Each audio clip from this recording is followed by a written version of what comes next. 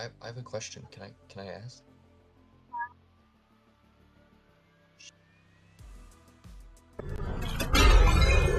Ooh. Hello and welcome to this season of ICL. We have season 3, starting off with a strong matchup between Fuzion and Ace, two somewhat old teams that have experience within the tournament scene for at least the past few years. With me today, I have DTM and myself, Olive, commentating. Ooh. Hi, DTM. Oh, hello.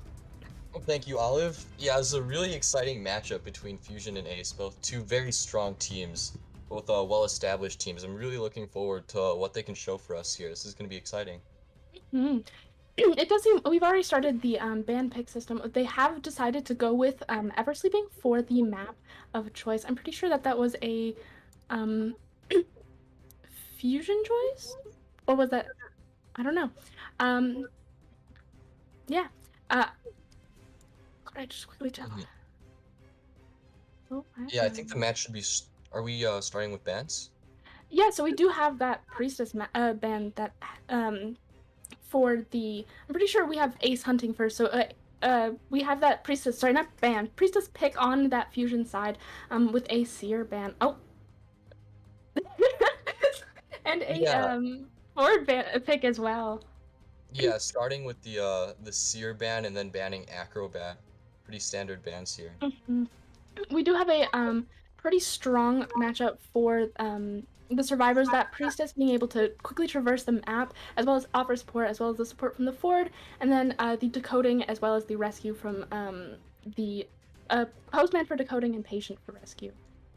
Yeah, this is a really strong comp. There really aren't any weak links here besides Postman, and even Postman with his dog can transition well against Sculptor. If you combine that with support from Priestess and Forward, even Postman's not a particularly easy chase. No, So I definitely agree, especially with those those letter buffs that can give him faster vaulting speed, or um, or simply an extra speed boost, which it can make transitioning so much easier for the survivors.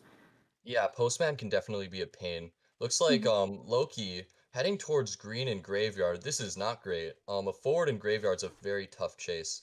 We'll see if he commits to him. If he does, he's gonna need to hit some quick statues.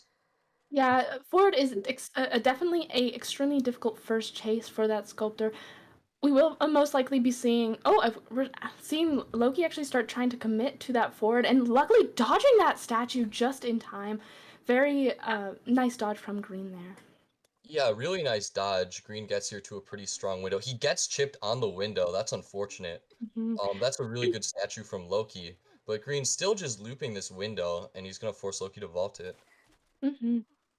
We will be seeing an insolence build from Loki as well. Very smart decision, especially with a strong kiting team comp such as this, as well as the strong support, making sure that he's able to get that insolence very fast, that he can get, get that presence very fast, that he can get to full presence as fast as possible, as well as getting things like Chisel early in order to try and pressure the survivors and get that faster down. Oh, very nice chip from Loki there. Yeah, these are some good statue hits. Loki getting the two statue hits and the blink for the down. That was actually a pretty quick down on a forward. Forward Mm-hmm. still has a bit of football left, but I mean, that's a pretty quick down. Mm-hmm. Plus, like the amount of football that is left on that forward would be or will be very difficult to actually utilize. Using that blink on that forward was there was very intelligent. Getting that early down, especially while forward is a difficult chase, getting that confirmed rescue character out of the out and on chair as fast as possible means that since there's less survivors there who will are guaranteed an easy rescue against Sculptor, not having such things such as the stun or um, just the ability to try and harass after that chair. By getting him down first, it was a very smart idea for Loki. Yeah, it does come with the benefit of not having to worry about forward harassment. That can be a Mhm. huge pain, especially for Sculptor. She doesn't really have any defense to that. Now we're gonna see Mhm. Eli come in with the patient. He's gonna come in for this rescue. They rescued late after half. They're buying a Mhm. lot of time to decode now. It does kind of reduce their chances at a win unless forward can get a really good rebound kite, but this is a very strong tie scenario. Fusion are playing quite stably here. Oh, and Mhm. Priest is coming in with the support. Very nice support from that priestess. Very smart idea. Trying to get that forward to guide as long as possible, especially because they do have a lot of cipher progress. They are missing the last two ciphers, but having those three go down as fast as that, they are setting themselves up for a wonderful tie position, which is as first round of survivors is what you would like, in order to try and guarantee a first round win. Yeah, now Loki does have full presence. He's waiting at the Mhm, portal, in case Green decides to go for a cheeky portal trick here. mhm, Now with full presence, unless the Cipher's primed, oh wow, Priest is just vaulting in front of him to buy a little more time. If the Cipher's mhm, actually almost finished, but it looks like it's only 32, according to that ping from Eli. mhm, But Loki is gonna take the time to chair Priestess. Loki might have been fooled. mhm. However, the only issue with this current scenario is because of the fact that Green is very close to the sculptor. If the tram were not there to try and help him transition away, he could have a very and getting that Exactly. chip off of the tram. Very nice play from Loki. Very good game sense, knowing he can do that, and he executed it perfectly. And now Hmm. Green's gonna go down, and the ciphers aren't finished. He gets a kill here. Priest is still on the chair, and Hmm. I mean, who can rescue here? Postman's chipped, Eli's injured, and two ciphers are still left. They still have to pop Hmm. both ciphers. We did You see that Postman get that rescue on the priestess after half, though. It was very close after half. And you see, that was a very smart idea from Loki. While the survivors did try and go for that priestess vaulting window in order to try and delay the down on that fort as fast as possible, because of the sheer lack of cipher progress, it did put Loki in a position where by simply chairing that priestess, it forced one of the survivors to go for rescue and leave the ciphers that they were working on, making that cipher rush be slower and also have that time to then continue on the forward. Because of how the fact that the thing about cemetery is once you get in cemetery, transitioning out without boost or anything like that, it takes a little bit of time because of the sheer gap between all of the walls. So by doing that chair on that priestess, it does mean since how far forward was in graveyard, he had to take the time to then leave, which means that it was easy for Loki to follow and quickly get that down after the priestess chair. Yeah, Loki just hitting two chips on Postman. Postman's probably gonna go down soon, and Loki's Mm-hmm. looking for another cipher, trying to see if the survivors have started another cipher Mm-hmm. because Postman's about to die on their last one. Mm-hmm. Yeah, this isn't a terrible situation for Loki here. He might actually be able to swing a three-man. The survivors did play smart, healing. Mm-hmm. Oh, he's gonna teleport immediately. Loki playing very aggressive, slugging Postman. Loki's really pushing a win here. However, that was very intelligent of Loki, though. Getting teleporting to that cipher, knowing that if he did take that time to chair Postman, that cipher would be primed, and that priestess could go for the rescue and get a very easy tie. By teleporting to the last cipher, where there is an injured patient trying to push it, as well as leaving that postman on the ground, it means they had to have to take the time to heal and start another cipher. Yeah, very smart. Loki kind of lost patient there for a moment, but he found him, Mhm, so he needs to if Loki still wants to get a win out of this, he needs to down a postman patient here. Patient is gonna go mhm. down. It looks like the cipher's still not finished. Postman has It is been picked 70. up, so it looks like Postman's gonna be able to prime the cipher. Mhm. That's that's the other thing, but transitioning because of that, since the priestess did focus on that decoding, the other cipher is almost close to priming, which will put him in relatively the same position. However, more survivors have been on chair, so it's more beneficial for him in endgame by reducing their chair times once he gets them down, allowing for him to not really worry about having a rescue if he does leave those chairs.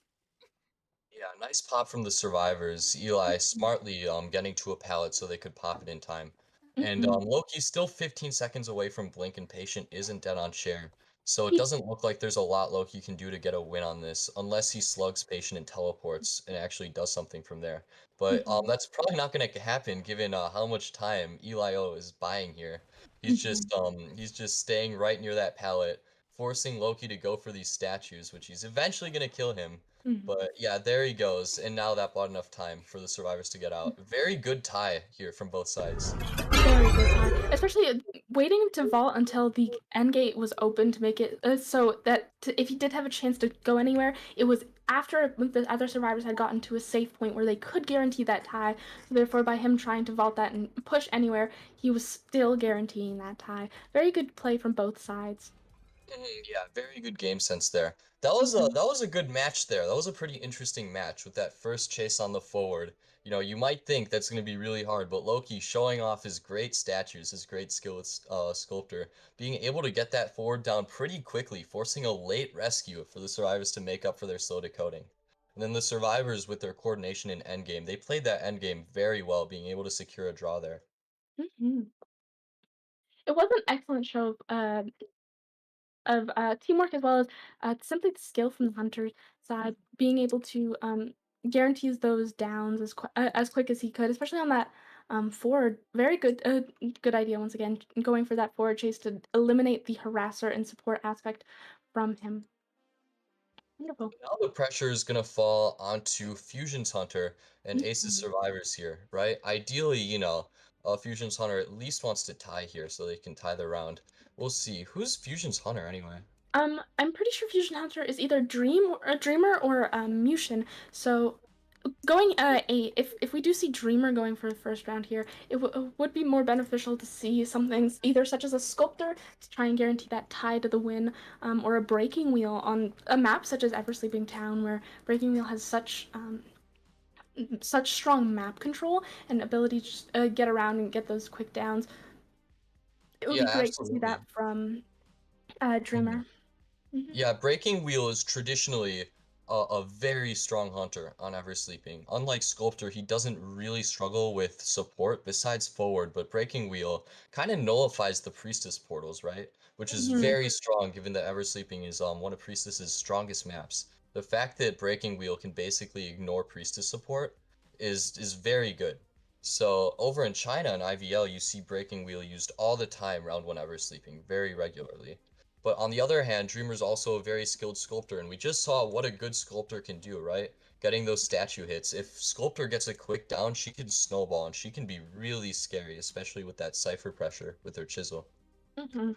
And that's the thing, we're just trying to figure out what hunter is needed in order to guarantee what they can, in order to guarantee that tie to once again, um, go for the either the win or the tie in the round. Um, Seeing that the survivor team we do have a strong survivor team from Ace as well. Both sides are very evenly matched in my opinion. I'm going for a comp. If they were to go, especially on Eversleeping, if they have it open to them, going a comp with forward and see if it would nullify that breaking wheel. So we'll see what Dreamer does go with the bans. Um, personally do hope to see that wheel on Eversleeping. And while Priestess does get counter to an extent, once that wheel is out of that, the wheel is out of wheel form, Priestess is still very useful against him, simply because of the fact that by going through those portals, while he's in just the regular form of moving, she can kite him just like any other hunter until he goes back in the wheel. So it'll be very interesting to see if he decides to go for that Priestess ban or if he decides to um, take with it what he can. Yeah, Priestess does she can kite wheel pretty hard. Once wheel gets out of his wheel. For the support, it takes a little more coordination just because Priestess can't just set up the portals in advance. If wheel sees that, he's just gonna go through the portal in his wheel and not get stunned. But if Priestess like coordinates with her teammates, whoever's taking the kite, and she times it so that right when the wheel gets out of his wheel, she can come over with a portal. Like she can still get a ton of value and really help extend the chase. Maybe force wheel back in his wheel to make up for distance. So yeah, Priestess is still quite scary, but Wheel is a little less scared of her than something like a Sculptor. We won't actually be seeing that Dreamer first hunter. We will be seeing Mushin instead. Very Oh nice. We know wow. Mushin, the strong geisha. Um, Hmm. we saw her. We saw Mushin play in last Koa. Very strong geisha. I wonder if she'll actually end up going with that geisha first pick as well. Yeah, we've seen Mujin play for Sus in the past, which is a very strong team. Now we're seeing him on Fusion's roster, and yeah, that geisha is very scary. Mujin probably the strongest geisha in the region. He's very skilled with the geisha, so I mean, yeah, Ace is going to have to play around that geisha. They need to be prepared for that. Hopefully they know how to kite geisha and stuff. Yeah, hopefully indeed. We will see how it goes. There we go. Now, Yes. yeah, like Geisha isn't very common round one, especially on Eversleeping, because similarly to Sculptor, she doesn't really do well against support, right? Forward Mhm. harassment, Priestess support, these things do make it quite difficult for Geisha to chase, but she's got such an overpowering chase that like if Mhm. the survivors, don't coordinate well enough, if they don't support well enough, Geisha can just get down so fast. So Plus, like, mhm. mhm. Sorry, you go.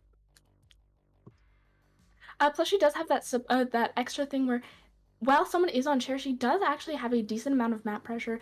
If especially if she's carrying a build such as a teleport, being able to push out and get those hits and then push back in, very good on Geisha. Especially on a map such as Eversleeping, where a lot of the ciphers are somewhat close together. Um, at least in the early game when all of the ciphers are on the map, getting someone chaired in a spot such as cabin 11 or something like that, and then pushing to pressure that middle cipher, which should be hopefully one of the first knockdowns of the survivors match, it can guarantee a lot of cipher pressure on the Geisha's part, especially playing that. While Geisha isn't strong first round, when it comes to specialty hunters like with Mushin and Geisha, very intelligent to be playing them first round so they do not get target banned, especially if they're their strongest hunter, in their own opinion. It's very exciting to see non first round hunters be played. Yeah, and that's kind of similar to what we've seen in Korea, right? If you were watching the call qualifiers over in Korea, they have a rampant strategy with using off-meta round one hunters. I believe MS have their round one Anne. Anne is a hunter you rarely see in tournament, and they have a hunter that plays her round one. We've seen, like round one feasters and stuff, like we've seen round one Wu Changs over in Korea. So Geisha probably more meta than anything like Feaster or Wu Chang, but still uncommon in round one, but Mujin definitely strong enough to make it work if the survivors aren't prepared for it. Mm. Yeah, no, Geisha with a strong chase. Very, very exciting to see how she ends up going about that with the especially seeing how she'll go with the band, not wanting characters with strong kiting abilities that can easily transition away from her dashes. Um, she'll be very. It'll be very exciting to see how she goes about things. I'm also looking forward to see the build. One thing that I like about Geisha is that there's a ton of variety with Geisha builds, right? Like if you look at traits, like Geisha can run teleport, blink, or even abnormal, which is pretty crazy, right? And she can run different persona builds too, right? Like down right, upright, not upright, up down. So there's like a lot of variety there too. Especially with a character such as Geisha with her strong uh her strong map traversing with her dashes and things like that. There is like the rarely seen but possible build of a detention flower build where you have where you go for optimizing um, picks such as anti-stun and things like that in order to be able to take a team comp such as Ford and other stunning characters. So very excited to see what she goes with Yeah, those definitely. picks. Yeah. Okay, Mujin has just locked in a seer ban, it looks like. Mm-hmm. Oh, one sec. I don't think that's very surprising at all. Seer is probably like the single best survivor in the game. Geisha, it's like even for a hunter with a strong chase like Geisha, it's difficult to get strong survivors like or like Priestess and Forward when they have an owl, right? When they're three hits. Mm-hmm. So, Seer ban, pretty common stuff here even for Geisha. Yeah, no, it does make sense. However, even after the fact that the Seer has remained as strong of a character even after his 8-second nerf is very interesting to see, especially with those instant owls going against a character such as Geisha or anything with that um sorry as with that owl is very strong. And now this is also quite interesting. Wujin using his second ban on Acrobat. which is pretty interesting, right? He's giving up the opportunity to ban Merc, going for the Acrobat instead, which just goes to show what a strong kiter Acrobat is. Mujin evidently is worried about getting kited too long, right? Acrobat, when you combine that with support, it's really scary, even for a hunter like Geisha.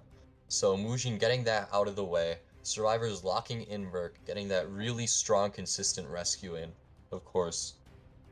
Yeah, especially the thing with when it comes to like the meta characters such as Priestess Ford, Seer, while they have that strong support ability, that if they themselves, if you kite them alone, if you chase them alone without getting support from other people, they can tend to struggle once they use their items. Especially with Priestess, while she does have those three portals on when they are on cooldown, which they do have quite a long cooldown, being able to utilize that and trying to get a strong position on them, very is a lot easier. Yeah, and with a comp with such as Priestess Ford Merc, they have such a very slow um, decoding comp that by simply chasing one of the faster decoders, the hunter does have a lot of leeway time when it comes to how much time they do get on the um, on the chase side.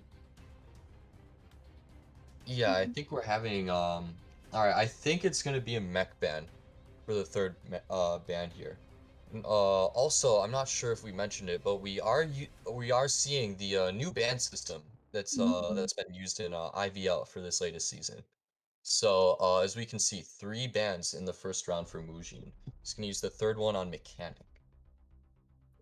Very interesting pick going from that mechanic, but it does make sense trying to eliminate the fact that if this first chase is someone as mechanic, which in a team such as this where you want to chase the fastest decoder and the weakest kiter, going for the mechanic ban guarantees that once you get that fast, that if you were to get that fast down on mechanic, she would have the bot still. So by banning mechanic, just eliminating that strong tie potential character.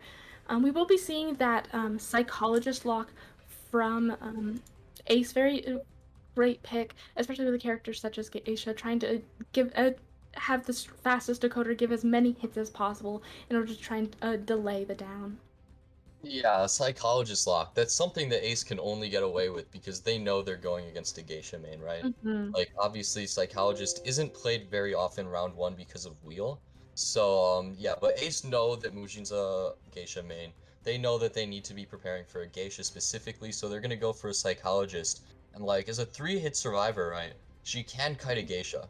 However, she does kind of need support to get a Hmm. good kite on Geisha. Like, a psychologist by herself without any items, even with three hits, might not be able to kite very long, especially against a really strong hunter like Mujin. So, it's gonna depend if psychologist gets found first. It's gonna depend on how well priestess and forward support. And if they Hmm. support well, Mujin could get kited a really long time. Yeah, no, that is the downside of that psychologist with those three hits, having no abilities that actually help her kite if there's no patient in the match. Just necessary for those that support to be strong and have that teamwork and communication be as on point as it can be. Now we're waiting for the match to start, it looks like. Yeah.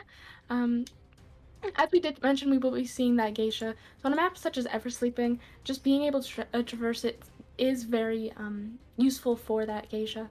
So it'll be very exciting to see what type of spawn she gets, and hopefully, if for her sake, she will find that psychologist first. But it will be very interesting to see how it goes about. Yeah, Psychologist is probably the best chase here. Forward Mhm. and Priestess are both difficult. We're gonna see a graveyard spawn here from Mhm. Mujin. We're probably gonna see Mujin go over to Corner House. It looks like that's the Mercenary. That's not great. But Mhm. Soul Candle and his Priestess are also heading over to Corner House. Ooh. Geisha gonna butterfly towards Oh! Merc. And he elbow pads into the tram! Getting hit by the tram, very unfortunate for that mercenary. That is with that early rotation of the tram getting, and very nice butterfly from Yushin. Oh my god, that was very, very good on Mushin be getting that hit on that mercenary fast, which means that you do have to use that psychologist's whistle, or the mercenary does have to get healed up, and that fast hit on the priestess as well, forcing her to transition out of corner house due to the basement being there.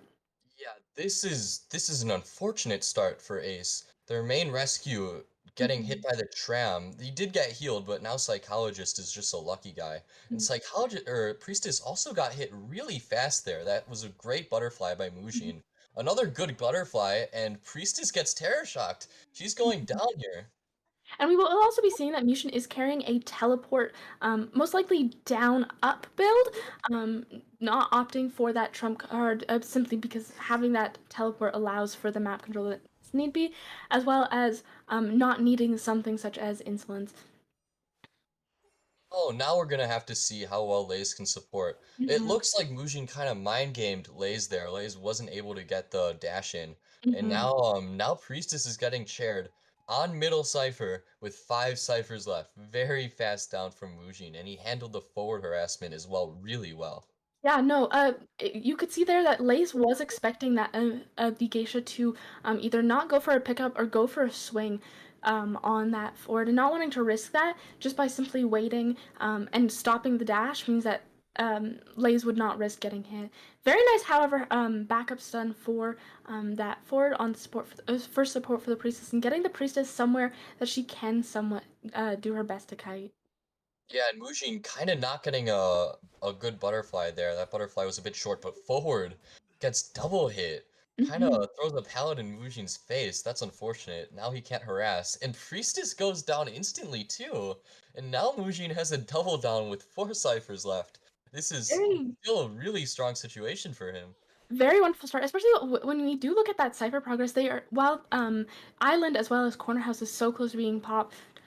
The they're still missing around 2.5 ciphers. Middle is worked on, but not very far due to the fact that the forward was the one working on it, the slowest decoder on the team. A Yeah, now lot Mujin of has a double chair too. This which is does gonna be force difficult. the team to go for either a double rescue, which does seem like they will be going. Oh, very nice elbow pad, however, dodging that hit to avoid getting double hit. But yeah, Yeah. seeing that double rescue on Ace's part in order to make sure that they don't get extra downs, such as that, which, however, it does slow down that decoding progress and getting that last hit on the priestess. Yeah, Mujin's dashes are going pretty nicely. Just this priestess has been struggling with Hmm. Mujin. He's such a strong geisha, and we can see it's very difficult to kite him. It doesn't Yeah, look like Ford is in the area, so Mujin's going to be able to eliminate this priestess. And that's 3 survivors left. yeah. This match has been an excellent show of simply how strong Mujin is with their butterflies and with his ability to just his just strong chase and knowledge of geisha. Very exciting to see how it has gone down. Yeah, Lay's not able to football out of the way, gets hit by that dash. Just another great dash by Mujin. And we can see here, the Ciphers are still behind. Merc's still injured, and now Lays is getting chased. Yeah, we oh, very great Oh, butterfly wow. from Mujin, and we do see that because of how like the sheer ability that Mujin has with using his butterflies, Ford was not able in that timing to even get that football off. You could see when the countdown went by that he did indeed attempt to use his football, but simply did not have time because of how well timed that butterfly was. Yeah, and this is starting to become a problem because Ford needed to do a rebound there, and he's Hmm. on share with half his football left. Mujin's dashes were just too good. He couldn't dodge them. Psychologist was able to remote heal Merc, so Merc's gonna be able to get the rescue off clean. But now Ford's dead on share. He has half a football. He's gonna burn just about all of it to transition here. Mujin's gonna Going to double hit double Merc. This is down. smart. Buys himself even more time to tunnel this forward. And that's the other thing. When it comes to this, that double chair situation was very unfortunate for the survivors because by having that Ford be the second chase, he's already is lacking that extra chair time from if he had just been chaired in the situation because in that if he had not been chaired there he would have had one more chair to go which would have allowed him to which would have given him the time to at least if he did not rebound kite allow for that cipher progress to be decoded. However, he does not have that type of situation in this moment and we will be seeing him down on chair with that mercenary on the ground. That mind game was nice. That was an incredible mind game by Mujin. Hard reading the window vault and able to eliminate forward. And now Merc's dead on middle. He's dead on that cipher. They were able to finish it. Merc was decoding it just before he died. But now, Psyche's a psychologist. Half. Mujin's teleporting to him. Psyche's not going to be able to kite very long. He's going to die right here. And this is looking like a four-man. Looks like Mujin got a four-man here. Yeah. However, he does need to be slightly careful when it comes to this, but because sharing this mercenary here, oh yes, mercenary does opt to go up, wasting that self heal. Yeah, it does seem to put Mushin in that four-man position. Oh, very nice butterfly predict from that mercenary. Yeah, good vault. It would have been bad if he Mhm. died with two elbow pads there. Right now, Ace's only hope are for Mujin to kite long enough for Psyche to self-heal and finish the Cipher, and Mhm. then Merc needs to kite to Dungeon, which We will. is not very likely, but we'll see. Mujin's Mhm. gonna go back towards Psychologist. He knows Psychologist just self-healed. She has no items, so this is pretty safe. He can just tunnel Psychologist. Merc's just starting a new Cipher at 10%. Psyche's very likely not going to be able to kite long enough. Mhm.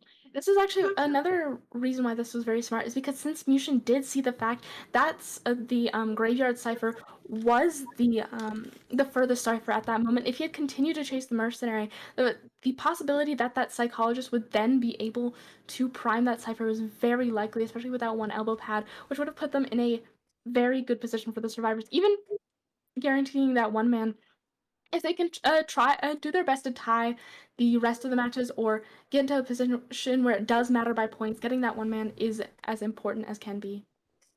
Yeah, Psyche actually getting a good kite here. Mujin Mhm. kind of having some missteps with his butterflies. Psyche doesn't even swing the pallet in his face. Using Gets the down dead here. power, Oh, very what nice a timing. flywheel. That was a really nice flywheel, and he's It, still alive. Merc actually almost able to prime the Cipher. It might be primed by now. yeah, we will see that pop slightly late simply because of the timing of being able to pop it, but still very good getting that pop. There, the potential of a one man is very strong. Misha needs to guarantee that quick down as in order to possibly go for that four man. And Mujin doesn't particularly, yeah, Psyche goes down there. He doesn't particularly care if Merc gets out. Like, well, okay, never mind. He teleports to Merc. Okay, Well, Mujin playing this aggressively. He can do well, this, of course, because Psyche didn't die on Dungeon and he has no self-heal. So yeah. there's no risk here. He just wants the four-man for maximal points here. As he should, trying to guarantee the fact that Fusion will have that lead in as many points as possible. Very good guarantee from Yushin. Yeah, and Mujin just played that match so well here. Now Merc's going to be Mm-hmm. going down, and neither survivor is self-heal, so they'll be surrendering here shortly. Mm-hmm. Very interesting. Unless Psyche wants to crawl to Dungeon. I don't know. That'd be very difficult. Oh, there we go. Yeah, we will be seeing that surrender. Very nice play from both sides with Yushin simply just showing off his sheer power with Geisha. Yeah, that was an interesting match. That was an interesting match. The start was very strong for Mujin, unfortunately, with Merc elbow Mhm. padding into a tram and then Priestess getting hit in corner house. That was like Mujin getting two hits right at the start of the match just gave him such a strong lead. And he was able to snowball that, right? Like he camped well. He handled the forward very well, being able to get a double down as well, and was able to double chair the forward. He was able to turn that into a four-man. Very well played by Mujin. Yes, very especially utilizing as many abilities as possible because while it was a double hit in the beginning, um, getting that elbow pad as well as the whistle out of the game. Very nice play from Mushin. Mhm. Yeah, that was a great match. That was a very entertaining match. Mujin, of course, such a skilled geisha, showing us why his geisha is feared. Mhm. And we also did see while that dead hard sorry the while the flywheel in that situation did manage to prolong the kite till that pop. Once that pop had happened, the psychologist did not have a lot of items. Once again, showing how weak of a kiter psychologist is without that support. Mhm. Yeah, I Mhm. mean, even if she'd saved the flywheel, chances were she wasn't going to be able to get to dungeon. I Oh mean, yes, whether or not you're bringing broken windows or flywheel or whatever, you're a psychologist against a full presence geisha, right? You're playing against a stacked deck there. There's just not much you can do. yes. No, I'm not saying for the tie potential. The tie potential is very weak, but if but not being able to kite endgame in order to last long enough for that last cipher. Sorry, not for that last, for that gate to get opened. Definitely did put the team back into that four-man loss situation. But very nice play from both sides. Yeah, yeah, especially Mujin there, really making Fuzion look good. That was a great four-man. So now we're just gonna wait on the start of round two.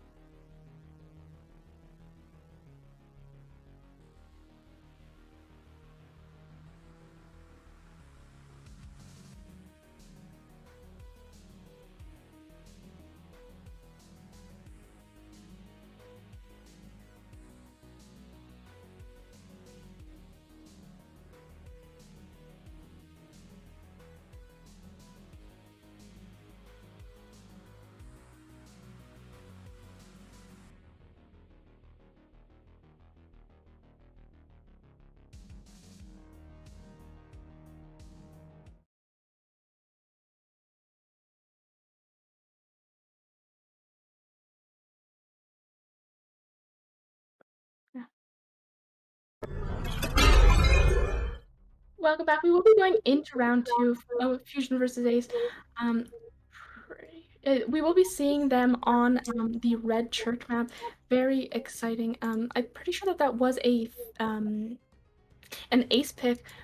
Very exciting to see what they will go with. A hunter such as Loki, probably going for something. Bonbon, Dream Witch, very strong second round characters. Yeah, Red Church is a pretty interesting map here. It's quite strong for characters like Priestess, because Priestess can support portals in middle, so she can put some strong portals there. But, Church is also a good map for some strong hunters like, Sculptor and Bonbon Dream Witch. Mm-hmm. So, it's a pretty interesting map. We're We gonna do see see. Seer forward ban Priestess Merc Lock here, and a Sculptor ban from the survivors. Mm-hmm. Yes, a very nice idea getting rid of that strong support from that forward. What if forward does get positioned in that center or cipher, the support is simply insane. Because the second that the survivor wants to transition anywhere in order to allow freedom of more ciphers, simply by pushing towards that center or that middle cipher with that forward support, allows for the kite to get extended a long time. We will be seeing patient and entomologist, not ent- oh sorry, enchantress as the last locks for the survivor side. Um, with that patient for that guaranteed rescue, as well as that enchantress for a strong kite, especially against a character like we will be seeing Bonbon from Loki. Making sure that they have that strong kite as well as countering that slight chip faction from that hunter. Every chip giving her another stack. Very smart decision from the survivors. Yeah, it does look like Fusion are well prepared for this Bonbon. It looks like they knew that Loki would pick Bonbon here. Locking in that Enchantress, she's quite strong against Bonbon. Enchantress is commonly used to counter chip hunters, especially against Bonbon. Every bomb gives her a full stack, right? She can just farm 3 stacks on Bonbon forever. And like, if you're not careful as Bonbon, you either need to like chip her from afar with really great accuracy, or kill her without chips before she farms too many. Especially for the fact that if she gets any heals off on any of the characters in this in the match, getting even more stuns makes it very difficult to deal with her endgame. And we will see that excellent rotation from um, Fusion, making it so that it becomes very difficult for him to find anyone until it is a strong chase target. Yeah, Eli showing himself to Loki now, and he has a good amount of Mhm, distance. This is not a great chase for Loki. Patient is just mhm, such a difficult target for Bonbon. He's weak to transition kiting, and that's mhm, exactly what Patient's good at. But he is mhm, actually going to get a pretty early chip here. Eli letting the distance close pretty quickly, and now mhm. Loki's actually got a good start to this chase. Very nice hook. Tricking Loki that he would be going into a reception and then pushing towards that cemetery. Very smart idea, and especially that's another thing is by kiting on a character such as Enchantress, it isn't a character that the Bonbon would necessarily want to chase. So it does make for a very great idea pushing towards the character that's less likely to get chased in order to still prolong your kite while not worrying about losing any decoding time. Yeah, some really nice bomb dodges from Eli. He's going to use his Mhm. last hook here to get into church, but he rotates into Bonbon. He's going to get a, oh no, really great support portal. Very nice. He's pushing kind of towards long portal, decides not to take it, and Hmm. he's actually still kiting well. Really nice support from Priestess. Yes, and it may actually come to bite Loki the fact that he did not break that. Oh, but still getting that one last chip on Eli and going for that push for that long portal. Very smart idea. Pushing it any earlier would have guaranteed a down that would not have needed to happen that fast, especially if they did not know if he had teleport or not. However, that long portal play very nice, waiting for the chip to go off and then pushing it to make sure that he gets as much time as possible before going down, as well as revealing the fact that the hunter most likely does not have teleport in this situation. Yeah, yeah. Fusion, assuming that Bonbon has Blink, which he does, of course, to down these tough characters to chase like Enchantress and Patient. And now Bonbon has to switch targets, which isn't Mhm. ideal here. Eli getting healed to full, and the ciphers are going pretty quickly too. But Very nice Enchantress countdown, goes down however. quite quickly. We see the very intelligent utilization of that time bomb, placing it in to a spot that cuts off the survivors if they do try and transition onto anywhere. They get cut off, and then placing the second bomb in a spot that allows them to quickly use that time bomb in order to send that survivor to the chair. Very smart idea, and especially not being able to get any of those stuns off on that hunter. Yeah, Green unfortunately wasn't able to kite very long, and even Hmm. though the survivors got a lot of advantage off of that long portal play, making Loki switch targets, Hmm. now he's losing, or the survivors are kind of losing advantage. That was a Hmm. really good double rescue. Hmm. Survivors are respecting Loki's camp abilities. Hmm. They're gonna force him to use Blink, not even letting him get a free farm. Hmm. So well played by the survivors on that rescue. However, it's still a very good situation for Loki in this spot. Bonbon being a tie character, and by not utilizing that blink in the first chase, it does allow for that quick down after the chair. Very smart play on Loki. And once again, going for that double rescue was very intelligent. It did give him full presence, but by going for that double rescue, it guarantees that the Enchantress will 100% get off the chair, and especially when she does have as many stacks as she did, very great position for the survivors. Yeah, Dreamer's out here feeding tinnitus. I'm not sure if he's Mhm. actually gonna go for this if he gets found. He elbow pads kinda in a weird direction. Oh, Loki misses that chip though. He gets terror Getting shocked. terror Oh shocked. no, that's unfortunate. He Mhm. went for the rescue and he got terror shocked.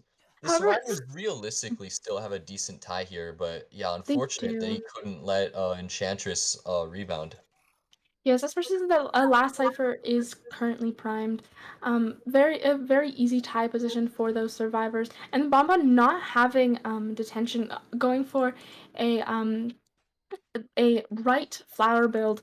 Um, but yeah, very nice pop on the survivors, making sure that they do not have that patient getting chased with no items on that last cipher. Oh, Oh, very nice chip. oh no. Merc might still make it to dungeon, but getting chipped there. Now he's chipped to full, and he's only got, oh, he has two elbow pads. Mm, Oh, he's the down. one. And it Yes, looks like it's gonna be a tie. it does indeed.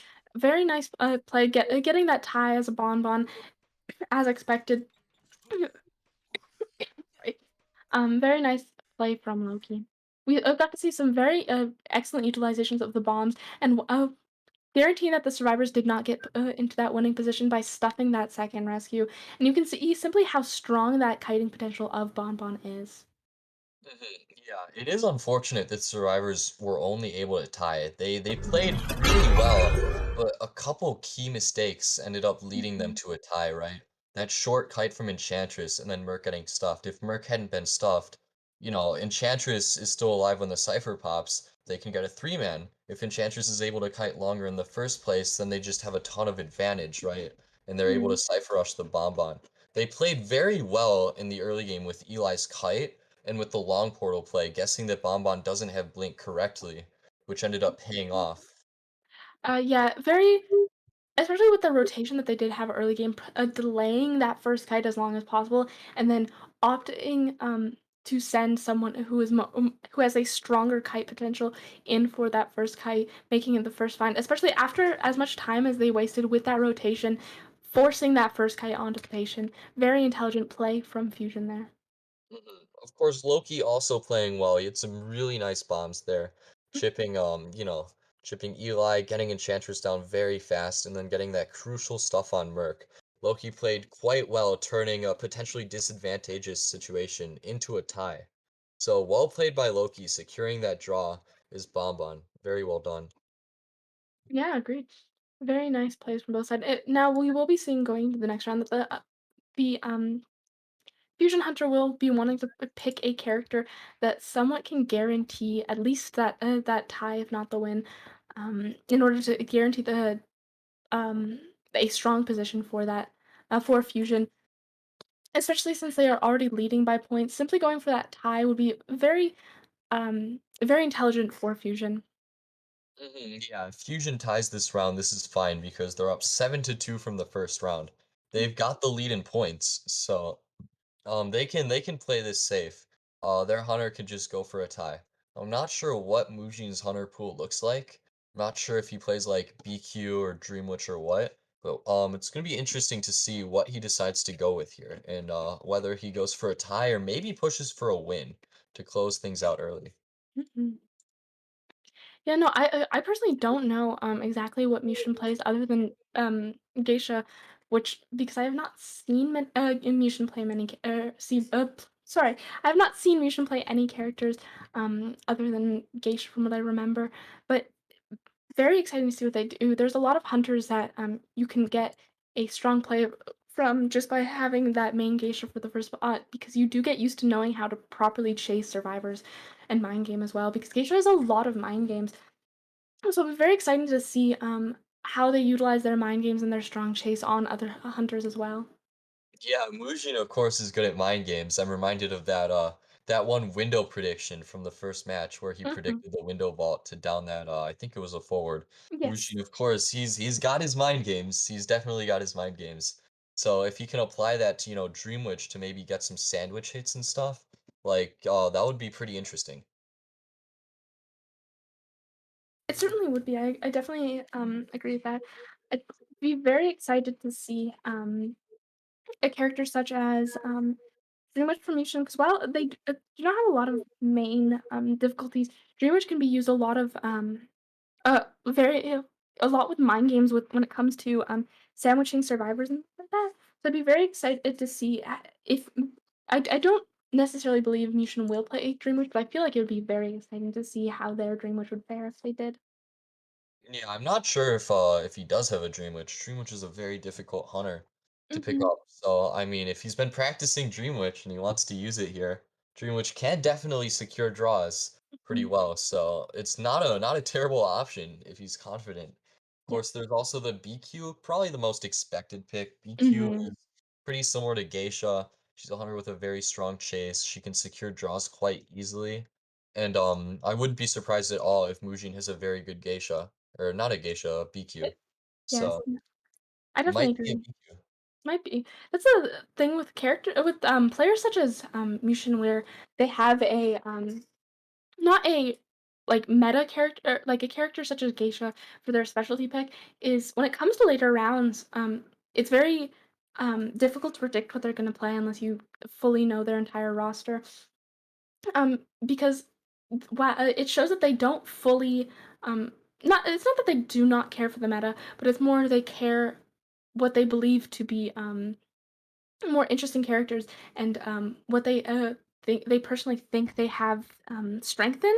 So while in this situation for most other hunters, I easily expect a character such as Sculptor or uh, or as you were saying BQ. Be We don't fully quite know what Mushin could play in this what Mushin would play in this situation simply because they've shown the fact that the regular meta does not normally apply to them. Yeah, yeah, and the real scary thing about specialty hunters, and Mhm. I'm thinking about you from Koa, is that, their specialty hunter is so scary that they can force you to ban them round two and give them a stronger hunter to work with more bans. I think in one match, you was playing against some Chinese IVL team, and they ban his Mad Eyes round two, so he just goes Dreamwitch with two bans and he four mans, right? And like, they have to pick either the Mad Eyes, which he's so good at, or that Mhm. Dreamwitch with extra bands, right? And so a good specialty hunter can force teams into these uncomfortable decisions, right? You want to pick Mhm. your specialty, like which is the weaker option on paper, or you want to give them a hunter they might be less comfortable with, but is stronger traditionally with more bands, right? Yeah, no, definitely. Especially because as you were saying with, like, that Dream Witch and things like that, while Dream Witch is a very hard, like, character to master, once you have, like, simply even her basics down, if you know how to properly, mind game, especially, as you were saying with you and the Mad Eyes is very good at multitasking and map control, which Dream Witch also has, so being able to then sit and think, which character would be, more beneficial for us to go against and which one we are stronger against? Very hard decision. Yeah, of course. I don't think that Ace are going to give Mujin Geisha. Mm-mm, I definitely don't not. think yeah, there's almost no Mhm. chance they do that. Geisha's pretty decent on Church, and after that first round, I think Mujin left quite a good impression on just how scary his Geisha is. So it's really going to come down to what else Mujin has in his hunter kit and how refined it is compared to his geisha. Mhm. No, yeah, I definitely agree. After that first round, showing the fact that he does not fear chasing strong kite characters such as Ford, or Mercenary in those situations. Sorry, not Ford. Yeah, such as Mercenary or Priestess does show that they simply don't have to worry about it does show that Mushin does not worry about those characters, which means that it is smarter to ban their specialty hunter in this type of situation. Yeah, yeah, definitely. Mhm. Mm. I do think it's quite reasonable to expect a BQ here. Mhm. If you're ace, you have to think Mujin's probably okay with drawing. He got his four-man round one. Fusion has a pretty big point lead. So it's not unreasonable to think, he's probably gonna, take it easy, go BQ, aim for a tie, play stably, and then close it out in round three. So they might try counter comping a BQ maybe if they expect a BQ. Mhm. Yeah, going for characters such as, like strong kiting characters, such as like mercenary or patient or I don't know, seer if Mushin ends up allowing that, would be a strong idea for Ace in order to try and guarantee that tie to the win. Mm, yeah, Hmm. yeah. A lot of the meta characters are good against Geisha. Patient and Acrobat, of course, are very good kiters. Even against BQ, they can Hmm. dodge mirrors with their items, so those are good kiters. Forward and Priestess have very good support, which works well against Geisha. Merc, of course, is a great rescuer, and we might see Ace maybe mess around with some decoders too, like Mechanic and Postman. These are decoders that are coming into the meta more. We've seen in IVL recently, Postman is becoming very common.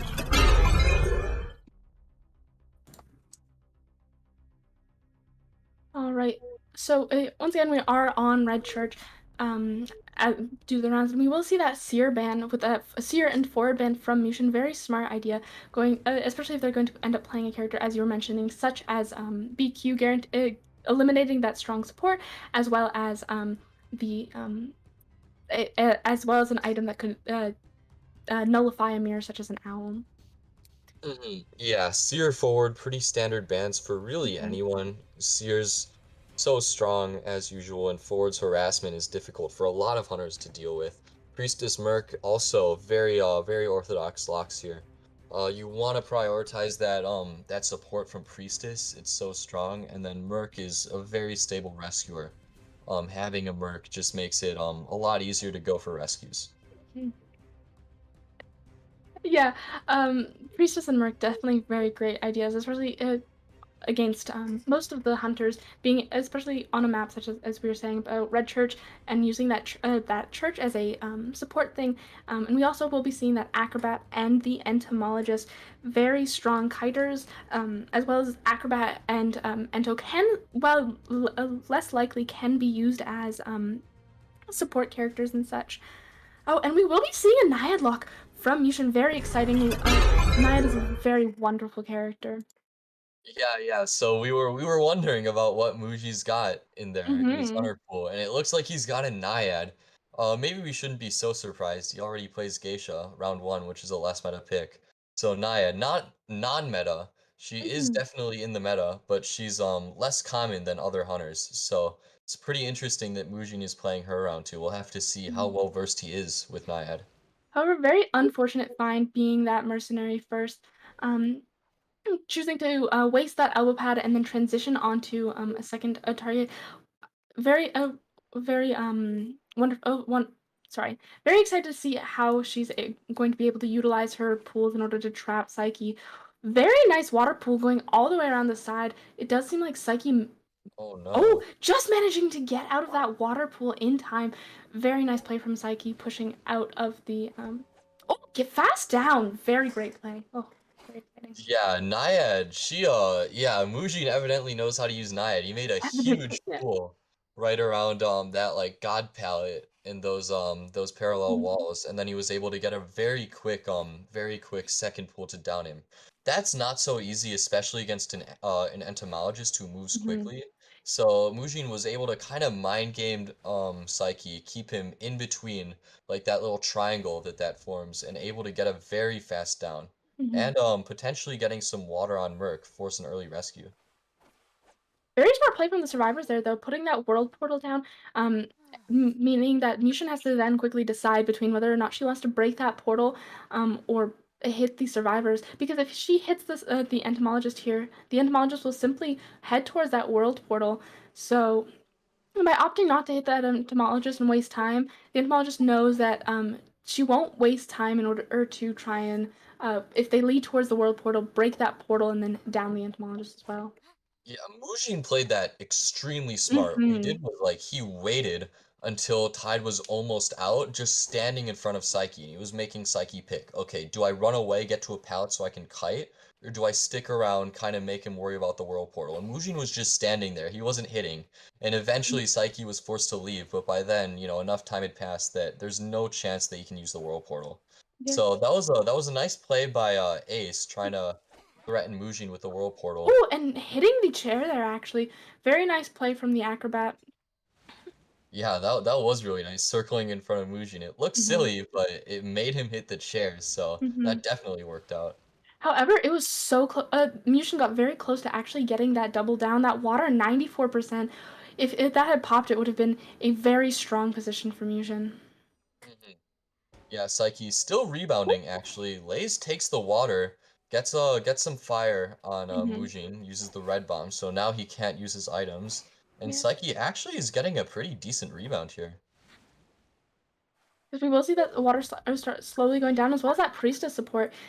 Very strong with that priestess support, allowing entomologist to push towards graveyard.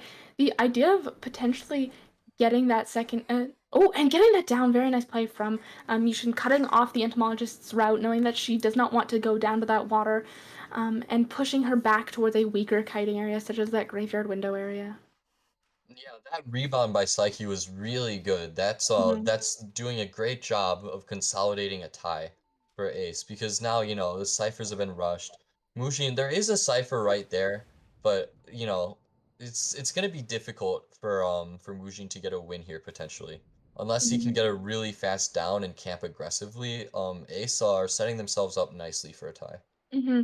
However, they have made their last two ciphers church and open middle, so it does mean that she would be able to pressure them a lot with less difficulty than if it were, say, further spread apart ciphers. She does, however, seem to be committing to that mercy. Oh no, going back towards that church cipher, knowing that it's smart in this situation to try and stop that cipher progress. And we will see the dangers of leaving ciphers such as open, middle, and church as the last cipher. Yeah, Mujin unfortunately kind of messed up a puddle earlier with Merc. If he had been able Hmm. to switch away after hitting Merc, then this would be a much better position. But now, Mujin his basement, and Naiad basement Hmm. is very dangerous. Yeah. And it's near the two ciphers. Mujin might actually be able to get more than a tie here if the survivors aren't careful. A three man. The only difficulty with the situation is there is a priestess, so pushing for that basement rescue from the priestess, the second Mushin decides to pressure mercenary or somewhat such as or someone does make it very easy for that priestess to simply sneak in and portal down. Yeah, Mujin has to be wary of the priestess. Of course, she can just portal straight to basement, which she's going to do, and Hmm. she's gonna get the rescue off. And now Hmm. Lay's looking to rebound here. Hmm. Mujin is actually gonna transition over to priestess so that he can pressure this cipher. He's Ooh, but getting the priestess is pop able to though. pop it in front of him, and now that other cipher is just about primed. So it looks like Ace is gonna be able to get a tie here. Hmm. Yes, going for that pop, very intelligent, not wanting to risk that Mushin going for the water down rather than that hit. And out as well as guaranteeing that everyone is full health in that endgame. So if she does manage to get that water hit rather than the regular hit, that they are still able to kite and waste as much time as possible. Ooh, slow vault there. This is actually potentially risky for Mujin because Acrobat has two balls. And Mm-hmm. if Naiad's not careful, she can get kited to Ooh, dungeon, but it looks like, yeah, Oh, they're setting up a long portal. If Lace can make it to that. Oh. It Oh, doesn't with look that like he mercenary will. on He's gonna this go side down of in the front long of a portal, long though. portal. It's unfortunate. Mhm. And yeah, Mujin is going to be able to secure his draw, not Mhm. letting Acrobat rebound him to Dungeon, which is very good. Of course, Mujin Mhm. only needs to draw to tie this round, and Fusion still has a point lead. So well played by Fusion or well played by Mujin and well played by Ace. Mhm. Fusion, both teams did do a very good job of guaranteeing their what was needed for this round. The only hope would be that for Ace that would be getting to push a stronger point difference so that they did not simply get overwhelmed by a fusion by points in the end. But still, very great job from both sides, guaranteeing that tie to make sure that it does push into the third round, which does give Ace the opportunity to try and push back and go for that win against Fusion. Just to be clear, I'm not totally familiar with the rules. If they tie the third round, the win does go to Fusion, right? Yes, if they tie the third round, the win does go to Fusion due to point differences. Alright, yeah, some tournaments run it differently. But Yeah. yeah, this puts Fusion in a fine spot. You know, they can tie the third round, and it's now on Ace to get a win here in the round and get a good lead in points so that they can secure the win. So now Fusion is really putting the pressure on Ace to see what they can come up with in the third round.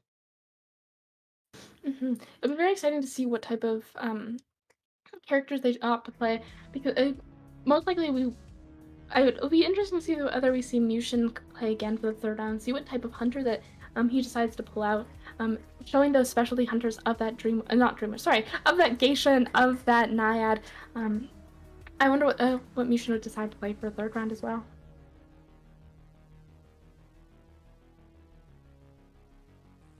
But yeah.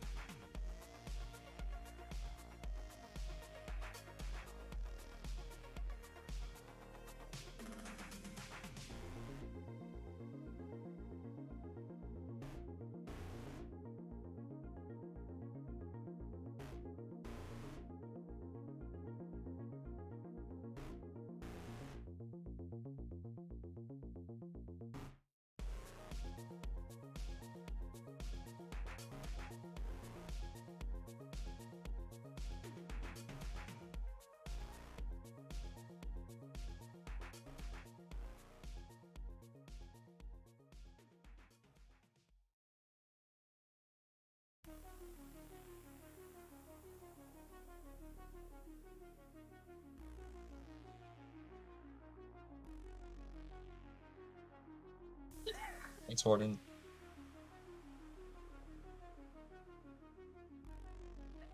Hello and welcome back. We're starting in the round 3 band. Not Ace. Fusion has picked Sacred Heart as their map of choice.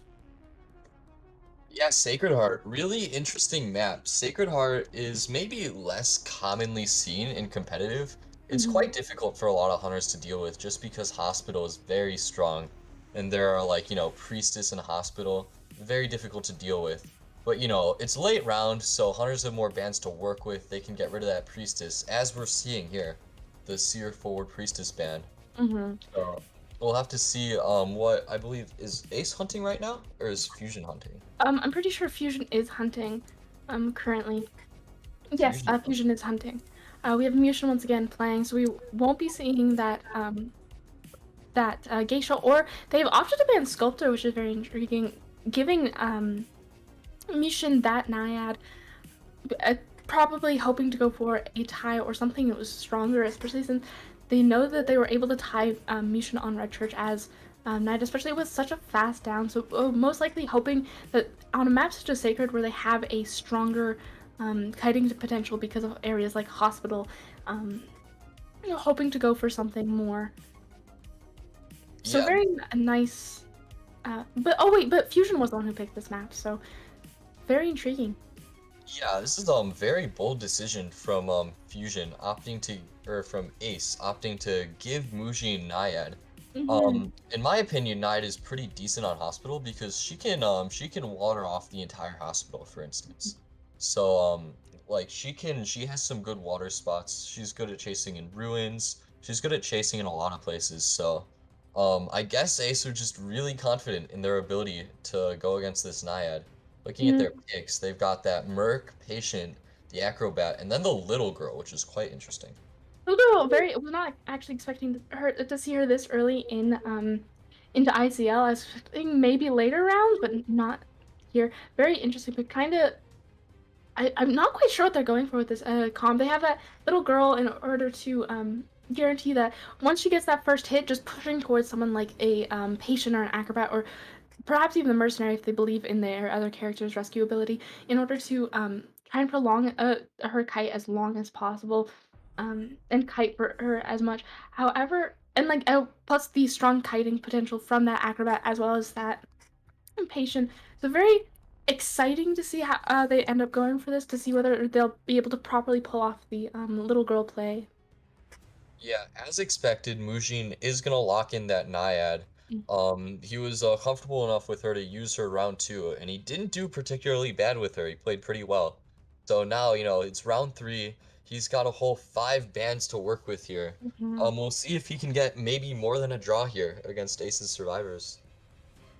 Yeah, we also we see him going for bands such as um, Priestess and Psychologist in order to make sure that they didn't have that strong support, as well as the triple hit characters, which Naya can struggle with the triple hit characters such as Psychologist. It's a very smart idea. So hopefully she's able to, for her sake, she's able to get those quick downs, as well as I'm very excited to see how Ace is going to utilize what they learned from last match for their support and such, in order to be able to hopefully pull for something more for their own sake. Yeah, yeah. Ace was able to lock in both Patient and Acrobat. So Mhm. they've got some strong kiters on this team comp, right? Like Mhm. Mujin might have some trouble getting a first down if he ends up committing to a Patient or an Acrobat, which are both strong kiters against Naiad. So this is we're gonna have to see if Mujin can quickly down one of them if he finds them, or if he can find Little Girl, which is probably the best chase target here. Mm. We see him instantly Oh no. opting to go for that. Oh, very nice hook. We see him instantly opting to go for that hospital, knowing that somebody will be rotating in there in order to try and cut them off. Very nice play. However, we did see that great hook from Soul Candle in order to try and push away from. Once she pulled her her hook back. Oh, getting cut off by that rock. Very unfortunate for Yeah. Soul Candle. Soul Candle rotating into the Naiad. His first hook was good, but the second one unfortunately got stuck on the rock. And Soul Candle does get another good hook here. He's still Mhm, alive, but that was his third hook. And like Mujin's probably going to be able to down him here. This is actually mhm. quite a quick down by Mujin. Yeah, it's smart opting to go for one of the characters such as Patient, who's also likely to be carrying Tide, as we do see here. Um, so not having that extra boost for for support, and then getting those that quick down in order by capitalizing on the mistakes of the survivor rather than um, letting it go to waste. Yeah, and what's so strong about this is Mujin is able to interrupt not one but two ciphers, Hmm. both Mark and Little Girl. So he's shutting down their decoding along with the fast down. And he's probably going to be able to force Merc to rescue pretty early as well. This is a very strong start by Mujin. Hopefully, this Merc can pull off the rescue, maybe buy a little bit of extra time so that, the survivors can make up on some of that lost decoding here. Good rescue by Merc. Not yes. It was very unfortunate that the patient did opt to kite towards. Oh, and getting that water hit, very nice, nicely planned trapped area by Mushin there, as well as the patient once again because of where he has died, as you were mentioning on those ciphers, plus where the little girl decided to place her second cipher in order to try and preserve time. It does allow for Mushin to continue to pressure those ciphers. Yeah, and this situation is just getting worse and worse for Ace. He died near Hmm. statue, now Psyche has to move another cipher again. Mujin is able to save his trait, he didn't even need to use it to Hmm. down patient, and he's able to farm full presence here. Acrobat did get a free rescue there, Oh, so getting that extra pop. Sorry, mm, sorry for yeah, but interrupting. patient gets farmed off chair, and it looks like Mhm. Lays might give up a free hit here as well, potentially. Oh yes, going using that was a very intelligent idea. Utilizing that blink in order to get that pop on that acrobat rather and possibly go for a double hit rather than um trying and perchance missing that that water pop on the acrobat. Very nice play from Yushin. Yeah, now Mujin's got a lot of damage. He's gonna put a lot of water Mhm, on Merc as well. Merc is forced to transition. mhm, Acrobat's injured. If Mujin can get a quick down on this Merc, this is gonna put a ton of pressure on Ace. And mhm. frankly, I'm not sure if they're gonna be able to Very tie this. nice pop. Wow.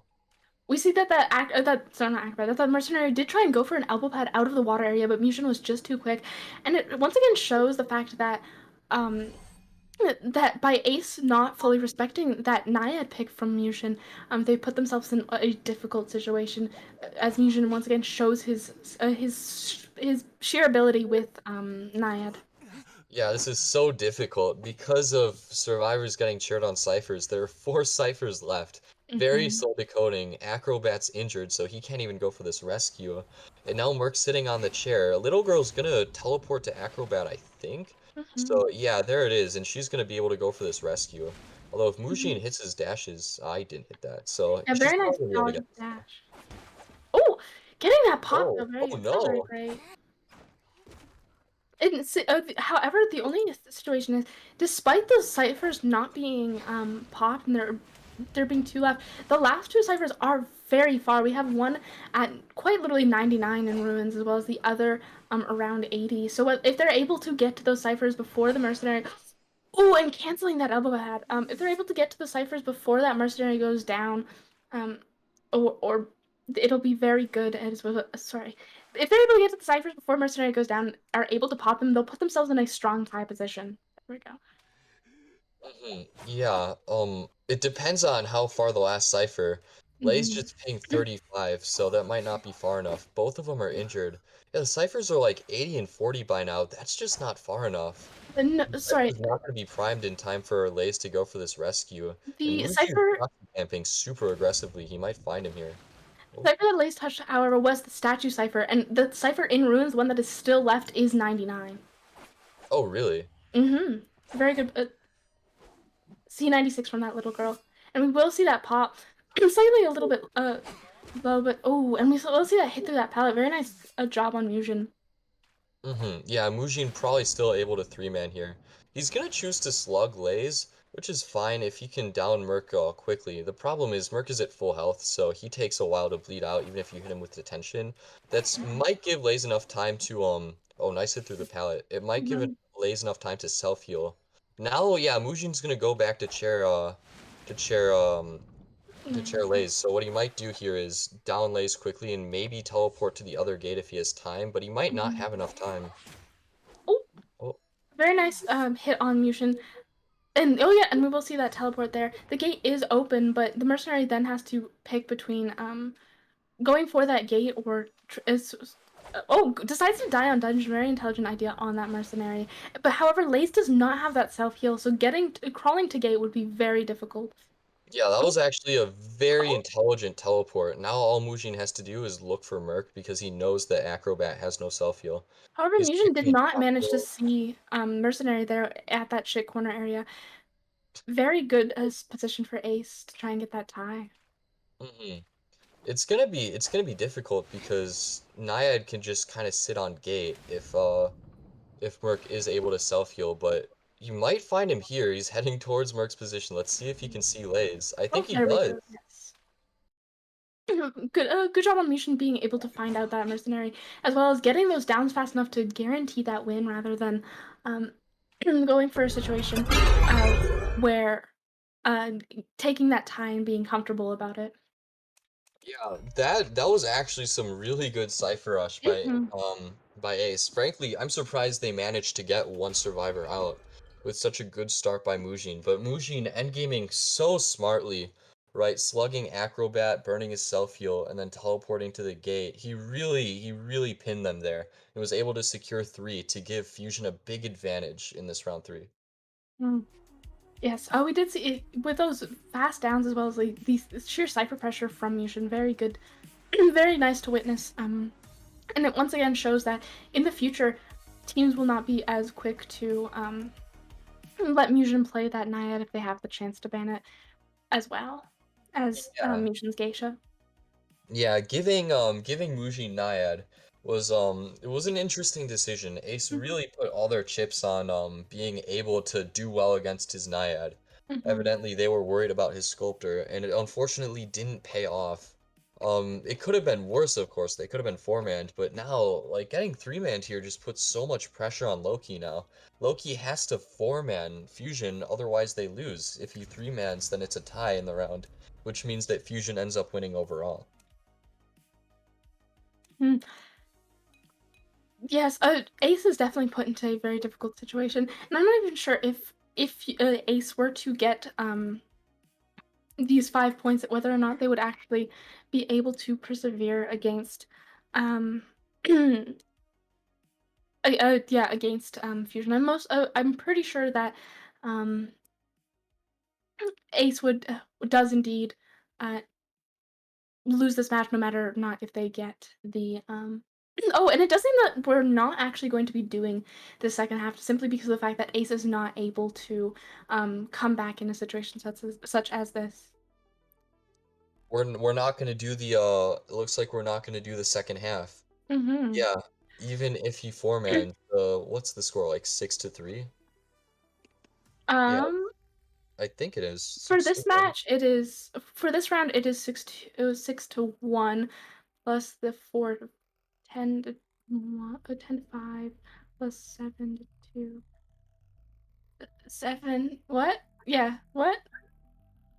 14. I can do math. 14 to 7. Yeah.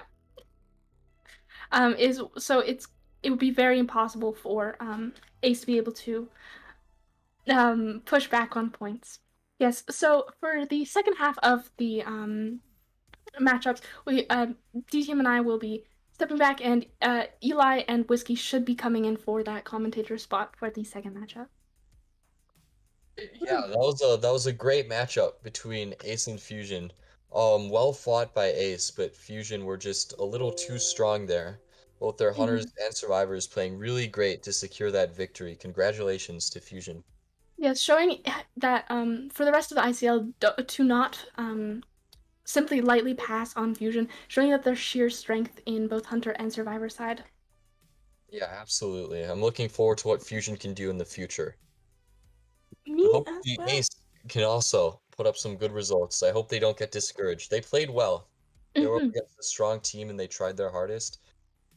We'll see how well they can do in their future matchups. Yes. All right.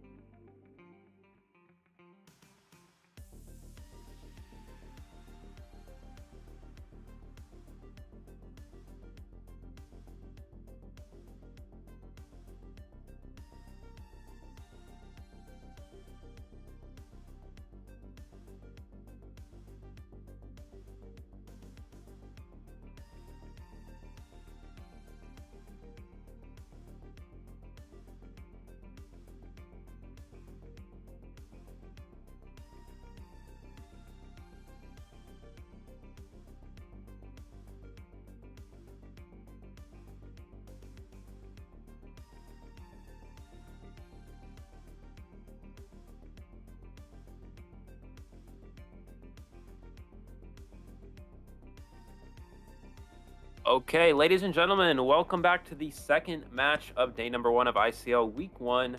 My name's Eli. I'm joined here with Whisky. This is the first time. Hello. This is the first time Whisky will be commentating with us. So welcome, Whisky, to the ICL stage. Thank Uh, you.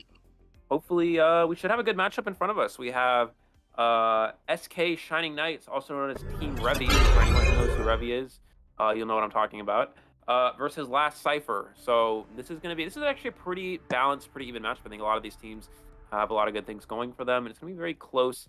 In reality, we will have, for those of you who know, Fafa on the Hunter side here on Ever Sleeping Town against the SK Survivors. Looks like we're gonna have a Seer band first with a Forward and Priestess lock-in, and I'd imagine the second band could be something like, it's going to be Entomologist. So this is actually a little bit less common, but this is something that we've noticed Fafa loves to do, is go with that Entomologist band second.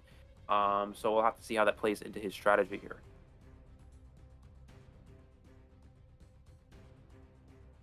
It's like Acrobat will also be locked in for the Survivors. So one more band here, Whiskey. What do you think Fafa will be opting to ban here as his last band? I definitely can see a Mercenary ban. Mercenary can be quite annoying with his 15-second delay hit. Psychologist ban, alright.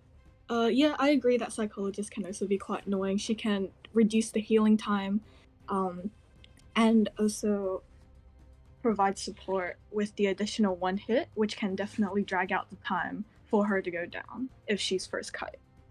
Absolutely. So Psychologist ban here for Fafa highly indicates that he's going to be opting away from Breaking Wheel, which is pretty much a surprise actually for a lot of us here. I think Ever Sleeping Town Breaking Wheel could be quite strong for him, but with Psychologist ban, you'll never really see that as a Breaking Wheel player. So there's a good chance he's going to be opting for something like Bloody Queen or Soul Weaver, which are his other potential round one options. Oh, and the bot came back in chat. Let's actually mute that. Okay, there we go. Apologies, anyone who's seeing the bot. I know it comes up in everybody's stream chat, and it's really unfortunate, so just ignore that for now. Anyways, we're gonna wait on our last lock-in for the Survivors here. With that Psychologist ban, probably means we'll see Mercenary, maybe even a Patient, but the biggest downside to Patient is that you do struggle a little bit against something like a Soul Waver. You can easily hook away, but the Soul Waver can catch up with ease using those cobwebs. So I don't really know if that's going to be a potential option. Well, it may be a very strong character for this map. Mercenary could be stronger as well. You don't want to try to slow down the Cypher Rush too much, but in reality, it's just very difficult for Patient to actually deal with Soul Weaver. Now, of course, he does have Bloody Queen as an option as well. Ever Sleeping Bloody Queen is less likely because it's very difficult to mirror on this map around a lot of these buildings. But Patient would be a strong counter to that, to the Bloody Queen. So the Psychologist ban here, Whiskey. I don't really know what because for those of you you're newer to these NAU players, but Fafa the Hunter is known for playing Soul Weaver, Bloody Queen, and Breaking One the round one. With these bans, we're gonna see Mechanic as well. What do you think he's gonna opt for out of those potential three characters? I feel like Soul Weaver would be good. Because she can definitely counter forwards football. You know, with the webs, he could come in. She could just put a few webs and then land a hit on him. Yeah, Soul Weaver. So also, Soul Weaver's quite good on Never Sleeping. There's a lot of places where you can place your webs in Never Sleeping that are like narrow places, which can speed her up, which can slow down survivors, and yeah. Yeah, absolutely. Yeah, Mechanic here, just kind of in there to go for a kind of a tie strategy. I think that's kind of the goal here for the Survivor team.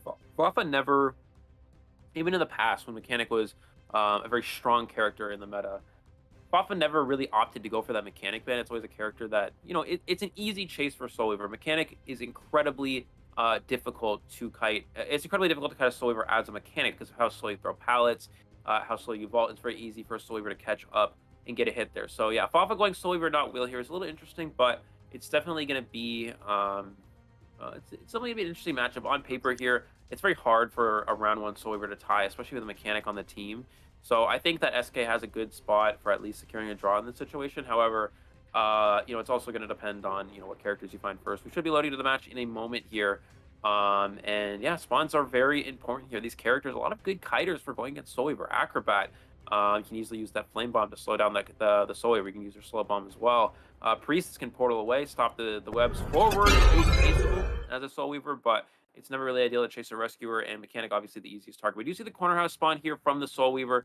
Probably will go towards Fake Gate first. That looks like it is the spawn of the mechanics. So maybe if he's able to find this here, this could be a good start for Fafa. Now the question is, what trait? If we can see the trait here, it looks like it is teleport for him. So probably an up-down teleport build, which is most common for Fafa. So he finds the mechanic. First mechanic has put down her dole, so she can go down now without worrying about ciphers. We can see that Soul Weaver is catching up really quickly, and that was an immediate down. Yep, Yeah. good job, Soul Weaver.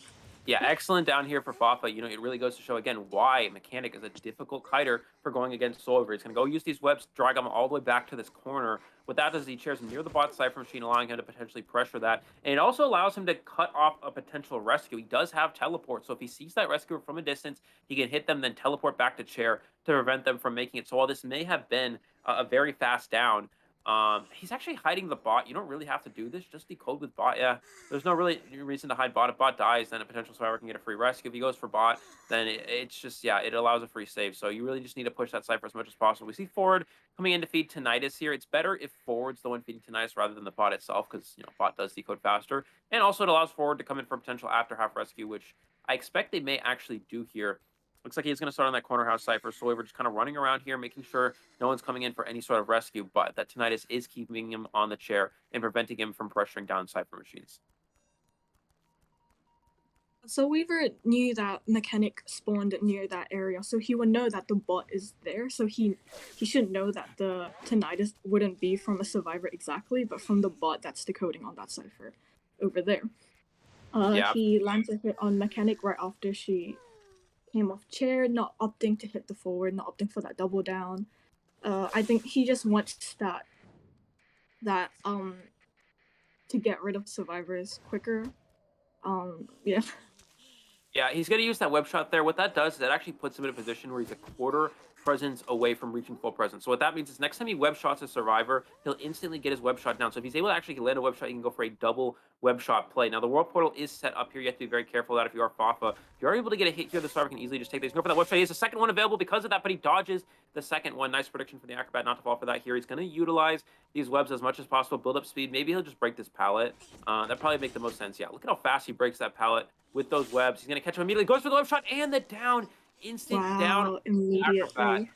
Yeah, excellent job from Fafa. It really goes to show why leaving a Soul Weaver to sit on chair and build up webs is really challenging, because now it's so hard to rebound kite because those webs are just sitting around waiting for that Soul Weaver because he's charged them up for so long. Now they do have that fake 8 Cipher popped, and it looks like forward is going to be coming in for this rescue, but no tide turner available. He has used it on the mechanic, so it's going to be very difficult for a rebound kite from the acrobat. Soul Weaver's just waiting, and forward comes in with the bowl. Rescues right before half, which is really good. They're able to drag out a bit more time. Does an amazing stun.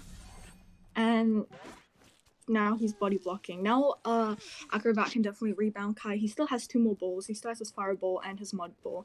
But then Spider opted to go after forward now, because forward, they know that forward wouldn't have that much bowl left, and with a wedge spit, forward goes down. Yeah, absolutely. And, you know, again, the problem with this is he's actually going to drop him here. He may actually just cocoon him on the Cipher machine. Yeah, excellent play here. What this does is it prevents them from, he can guard this Cipher machine and also guard the forward at the same time. Now, the only downside for Fafa, it might have actually benefited him to drop him farther away from the wall. He's actually just going to teleport onto Acrobat. This is a really good play. Acrobat's already been on chair once, gets that web shot. He's going to be able to use a ball in this pallet. It is a slow ball, so it's going to slow him down a little bit here. It allows Priestess to get a free rescue, but because of that, Tide Turner is wasted. Acrobat's going to be chaired very far away from a potential rescuer, and yeah, and it's his second time on chair, so it's going to... Oh, beautiful web shot again from Fafa. Excellent. Wow. Yeah, you can just chair in Graveyard here and cut off the forward potentially from a distance. This is going to be a very difficult rescue for the survivor. Or sorry, Priestess. This is a very difficult rescue for SK. They do have one lost Cipher remaining, but I didn't really see anybody working on it, so I feel like they're missing that whole Cipher, which means that it will be very hard for them to reach endgame, to be honest, given that there's 2 survivors left, and one has been on chair and another is dead on chair, and 2 of them are also half health, and I'm sure forward's looking for a chest maybe. No, he's not. Spider decides to go chase off the forward. I don't know why they keep changing targets. I feel like Acrobat, they should know that Acrobat doesn't have a lot of balls left, but neither does forward, so I guess both is fine. I think it's just better to be more consistent because Acrobat is dead on chair already. Yeah, I think what he's worried about is that Geisha Gate Cipher that the priest is currently on. That is the last Cipher machine. You see 90% of the way done now. So I expect Priestess to try to rescue. Maybe Acrobat will come in. Gonna get that slowdown. They do get the rescue here. Fafa's gonna body block this Priestess as much as possible. And he's gonna make it so Priestess can't pop the Cipher. He's gonna go for a web shot. Priestess is gonna portal through here. He needs to go for a web shot, get the hit, and he can get the down without the Cipher pop. This makes things more challenging again for the survivors. But you see, Fafa only 12 webs available. He did use a lot for that cocoon play. So now we're going to see forward try to pressure this. That portal is there, which means he can't hit the forward down with balloons. Or sorry, the Acrobat down with balloons. He's going to go ahead and share him around the Cipher. No, he has to drop. The survivors can pop. They can actually just pop because Fafa did this. They can just pop it. Yes, they popped it. Oh, but it instant down. And Acrobat's still on chair. Teleport's still available. Whisky, I think he can still potentially get a 3-person elimination with that teleport. Yeah, I think so too. We can see that none of them are actually at the gate yet. They're afraid of teleport. They're just waiting it out. We can see that Priestess is on second story, and forward's not really at the gate, but lingering around it, just so they can see where Soul Weaver teleports to. Yeah, he's going to teleport Graveyard. Does Fafa know that Priestess is here? Now, something to be wary of here is that Priestess does have a portal. This is a hard chase here. He does see the trail of the Priestess, so he should go into 2-story. Does he see that he dropped down? He does see that he dropped down, but he broke the portal because he swung on the drop down. Priestess doesn't have another portal available, so Fafa does have some webs to potentially catch up here. But Dungeon is in the area. You got to be very careful. The gate's already 50% of the way open. Can Fafa cut off this Priestess before they make it to that gate? He does go for the swing. Wow. Excellent speed boost there. Gets the Terror Shock down on the Priestess. But the survivors do get one out from a pretty difficult position. So SK at least gives himself a chance to still have something to work with in the run. We're going to see the bot actually come in for a rescue as well. Does Fafa see this bot here, or does he allow a potential bot rescue? No, I think he should just camp out the share. He does see the bot, so there's no way for this bot to actually make it in here. Fafa knows this, and he's going to prevent this from this rescue from happening. That's a 3-man elimination on Fafa's side. Congratulations on the 3-man elimination. Yeah, absolutely. Especially, against the mechanic, a very tie-heavy survivor. Yeah. You saw how quick that down was, yet the ciphers were still almost primed. It just really goes to show that bot did an entire cipher machine for free. It really makes it so the survivors, they only need to do 4 ciphers to win the game. And that's just really how it goes when you have a mechanic with bot in play. Now, again, Fafa wasn't able to cut off the forward from a distance. So he was able to get the rescue. He did have very fast downs, but when those stuff rescues and with quick cipher rush, it's just very hard to actually win from there. Yeah, exactly. Actually don't know. Do we do breaks in between rounds, or do we just keep going? Yeah.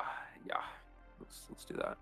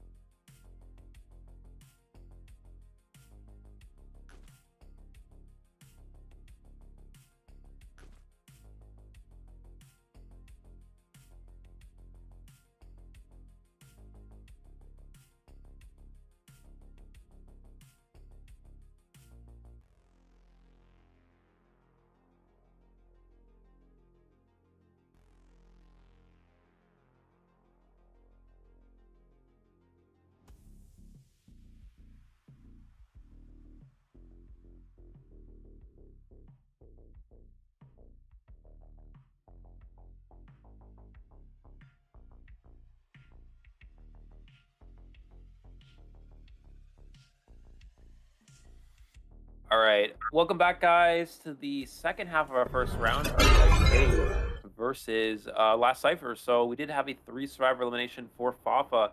An excellent job from him. You know, even in a difficult situation for the survivors, they were still able to get one out, so that's not too bad. But with Mechanic on the team, Fafa still able to get that extra kill is very crucial. We are going to have Revy on the Hunter side for Shining Knight. So this is, if you guys don't know who Revy is, you will know after today.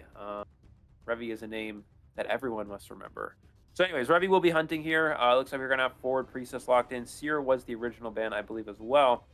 So we're going to have to see what the rest of the comp is here. And I'm actually interested to see what Hunter Revy will opt to play. He's actually known to play Geisha quite often. But in a round 1 situation where he needs at least 3 kills to try to turn things around, maybe he'll go for more of a winning type Hunter, as Geisha is very heavy for that draws. He also has potential Breaking Wheel, Sculptor available. So we might see one of those characters. He also has Axe Boy. So out of those options, Whisky, what do you think is the best option here for round 1 Ever Sleeping in a situation where he needs to try to eliminate 3 survivors? I think Breaking Wheel's quite good on Ever Sleeping. Sculptor has kind of fallen out of the meta with her readjustment. And Axe Boy, I feel like Axe Boy is more of a tie hunter, especially on Ever Sleeping, where there's so many, buildings, so many structure things that can block your vision from the survivors. With a Seer ban, I do see a Breaking Wheel, not banning the Priestess, because most hunters would ban Priestess on Ever Sleeping Town. Yeah. Yeah, absolutely. We do see Entomologists get locked in here as well. So this is probably just in case of the Axe Boy. I think they're just trying to potentially play around that. Actually, I mean, Ento's actually good in general. You know, a strong character against all 4 of Revy's Hunters, strong against Geisha. Can be very strong against Breaking Wheel for support and Sculptor for support. So I think that Entomologist is a very good lock-in here. And yeah, Revy did ban Acrobat second. I don't know if the bans show up on the screen currently, but yeah, it was locked. Acrobat was locked in. Oh, there we go. Okay, so Acrobat, it looks like Patient is going to be the last one as well. And Mercenary is the final lock-in. So Patient ban here for Revy definitely indicates he's going to lean towards something like a Breaking Wheel or Sculptor. Both those characters struggle against Patient, whereas Patient is very weak against something like a Geisha. So I don't think we're going to see Geisha here round number 1 from Revy. Yeah, as you mentioned, Whisky, probably something more along the lines of Sculptor or Geisha. And again, this is just another one of those very standard team comps. It's almost like the national comp, which is where you'd have Seer in this instance instead, but Seer obviously banned first. So very similar to the last round, Acrobat, Entomologist replacing Acrobat. And yeah, we'll just have to see what Revy opts to go for. Again, in a situation, needs to try to get at least 3 survivors eliminated. Probably Sculptor or Wheel based off of the Patient ban. We'll just we'll have to find out. It looks like it is that Sculptor. Sculptor, alright.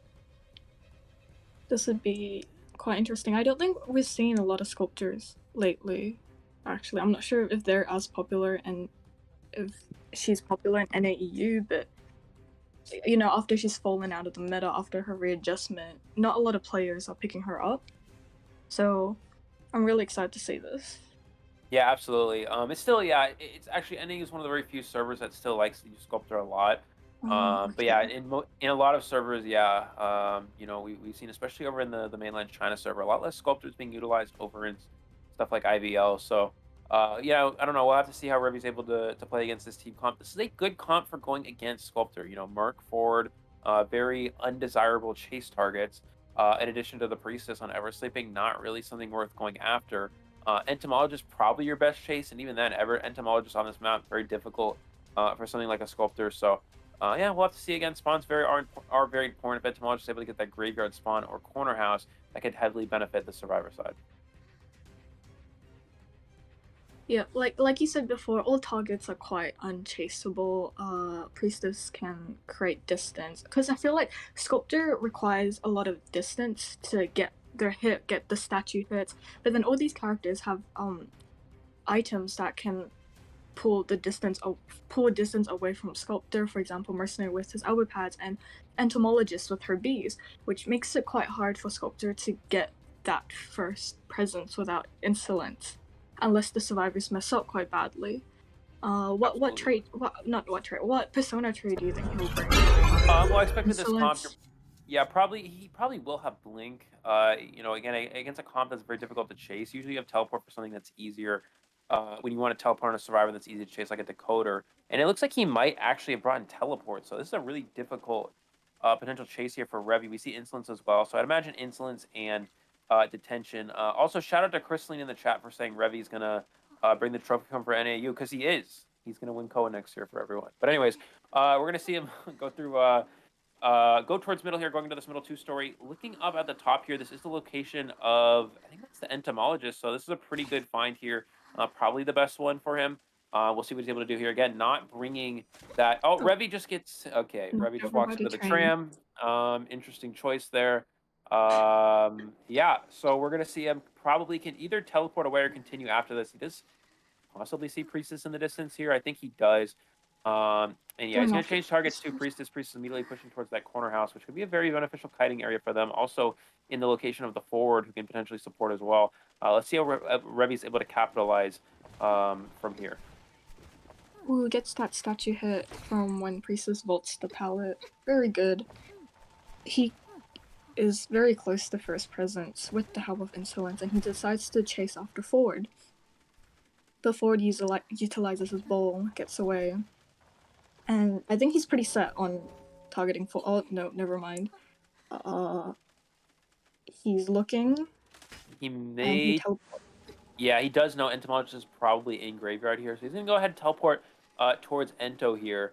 Yeah, in this situation, this is pretty tough. You haven't found a whole lot of great chase targets here. Does land that one statue on the Ento. You're gonna go ahead and go for that vault. She's gonna use those bees to try to get away. Oh, she actually stops here. This allows him to get a free hit on the bees. To be honest, in this situation, it's stronger to stay on your beast, keep distance as much as possible. Now, the question is, does Priestess have any portals set up nearby? It looks like no. This is not something that they did prioritize Priestess over near that corner house. Missing that statue as well. Entomologist still has some bees. He's going to allow the bees to go down here. Yeah, bees will go down. Again, just ride those bees. Try to keep your distance. Putting him there to slow down the hunter doesn't gain as much distance, but it looks like he's actually... Oh, he gets on the trim right before the sculptor can reach there, and now that's going to force him to change targets yet again. So already a very difficult situation here for Revy. And again, you really see why you got to bring Blink with this comp. Any comp that has very difficult chase targets, you cannot afford to go teleport, but Revy opted to go for it, and it's really working into the survivor's favor. Now he's going to force to change targets to the forward. Yes, you can tell that, like, forwards come back to graveyard. This is where Entomologist kited him for, like, 2 ciphers. We can see that, forwards utilizing all these pellets to get away, to gain distance. He still has, like, a lot of bowl left, which means if he feels like he's in danger, he can just use his bowl to get some distance. Sculptor is still... I think Sculptor's still struggling a bit. You know, this team comp, like you said, you're gonna need to bring Blink to down someone. So now he's on Mercenary.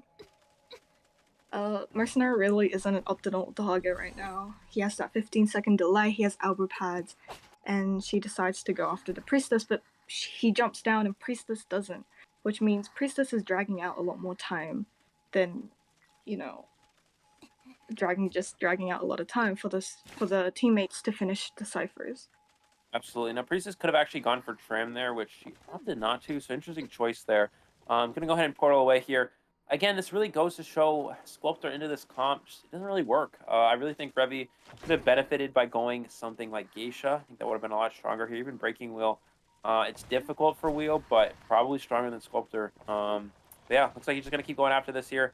Going to go ahead and vault this, continue after the forward. If he just bans Mercenary and gives up Patient, goes Geisha, I think this could have been really good for him. Forward's going to go ahead, throws the Paladin on the wrong side, goes for a 360 stun, misses. I don't know what that was. Yeah, it's going to go ahead and vault the Paladin, keep transitioning away. So, yeah, and then take the statue as well. Oh, dies to that statue as well. So, wow. Yeah, forward, they had such a good position. Now Revy can actually just drag forward to basement. Maybe he gives him a chance to tie this. So forward with a huge miss of him. Don't know what happened there at all. Because of that, misplay from the forward here, this is going to allow him to potentially chair in basement and give himself a position where if he's able to potentially stop this rescue, keep the survivors in basement, he might still be able to come back and maybe secure a tie. You can also see that Sculptor is just a bit away from second presence. So once she lands the hit, she can get full presence, which will make it quite hard for forward to rebound kite, knowing, her statues are quite dangerous at full presence. Will she go for that double down? No, she doesn't. Okay. Oh, Looks but like there's the global portal here. yeah, the portal is there. He's gonna go ahead and break it. They're gonna wait for him to drop, and then they're gonna oh, he teleports to the wrong Cipher that's not even primed. Okay. So now we're gonna see yeah. Oh, Priest is vaulting into him. He does have an endgame chase target here, so the goal here for Revy is just get at least one kill. Don't give yourself a situation where don't put yourself in a situation where the hunter or the survivors can get 4 out. You don't want to give a 5-0 up here. So Yeah. yeah, for Revy here, just try to get at least one kill. You see Entomologist looping Um, around this area. Let's see how long they can last here. Yes, entomologist is near like the middle. I'm sure she can get to middle. But that's where the dungeon is. So, entomologist has to make sure she doesn't take any more hits, any more chips. She can use the bees to gain distance, and you can see that all the survivors are all the way at the gate, which means they can pretty much leave at any time. If entomologist is like, hey, I have dungeon, they can leave, and Yep. that's a 4-man escape. Yep. So. And look, Yep. yeah. Oh, I was gonna say yeah, and we're gonna see Entomologist loop around here. This is the open exit gate is there, so he has to hit the statues. There's one, so he needs to get one more here. Can Entomologist make this to this open gate? He's gonna have one more statue to try to knock this down. There's the statue. Entomologist dodges it, and she's gonna be able to get out. Gets the hit. Can she crawl? Does she have sticker to make it out the gate here? Revy needs to get this pickup in time, and he does get the pickup on the edge of the gate here, and that is going to be one kill for SK. Wow, that was really insane, to be honest. The survivors did a really good job, gaining distance, not really giving the sculptor an optimal target to go after, and yeah. Yeah, absolutely. And yeah, just like that, we're gonna see a 3 survivor escape here. So it's not too much of a point differential for SK to come back, and it's only it's gonna be a 6-2 lead here, in favor of Last Cipher. It is not going to be that 8-1 game that they were really hoping for. So 6-2 definitely gives SK a chance to come back. We're gonna be going into round 2 here. We'll see, what they can do to potentially come back here. I'm not sure who has map option. We'll find that out shortly. I'm really hoping to see the Revi Geisha come out. I think that's going to be a good option for him as we go to this later rounds. But we're going to go on to a short break. We'll be back in a few minutes.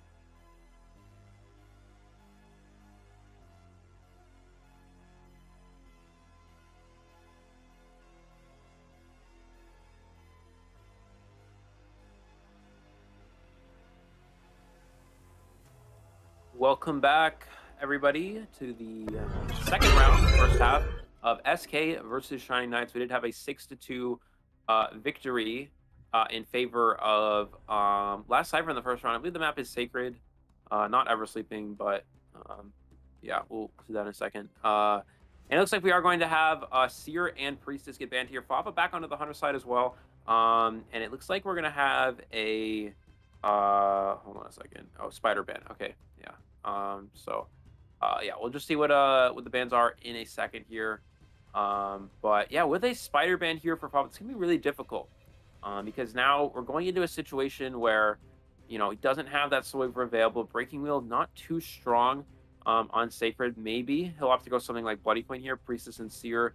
I mean, it would make sense for Bloody Queen, but also Mercenary would probably be more logical, or Forward if he is playing that Bloody Queen character. So maybe he'll actually opt to go Ripper. That's another character he likes to sometimes play. But I don't know. It's an interesting situation here. Sacred, of course, being very good for survivors. Yeah, again, we'll have to see how the survivor side on Shining Knights can come back from this. Third ban's an Entomologist. I know Entomologist can be quite annoying on Sacred. There's so many narrow places where you can put your bees, and it just messes up the whole Hunter's momentum. We can see that Acrobat is the third pick. Acrobat's quite good on, you know, Sacred.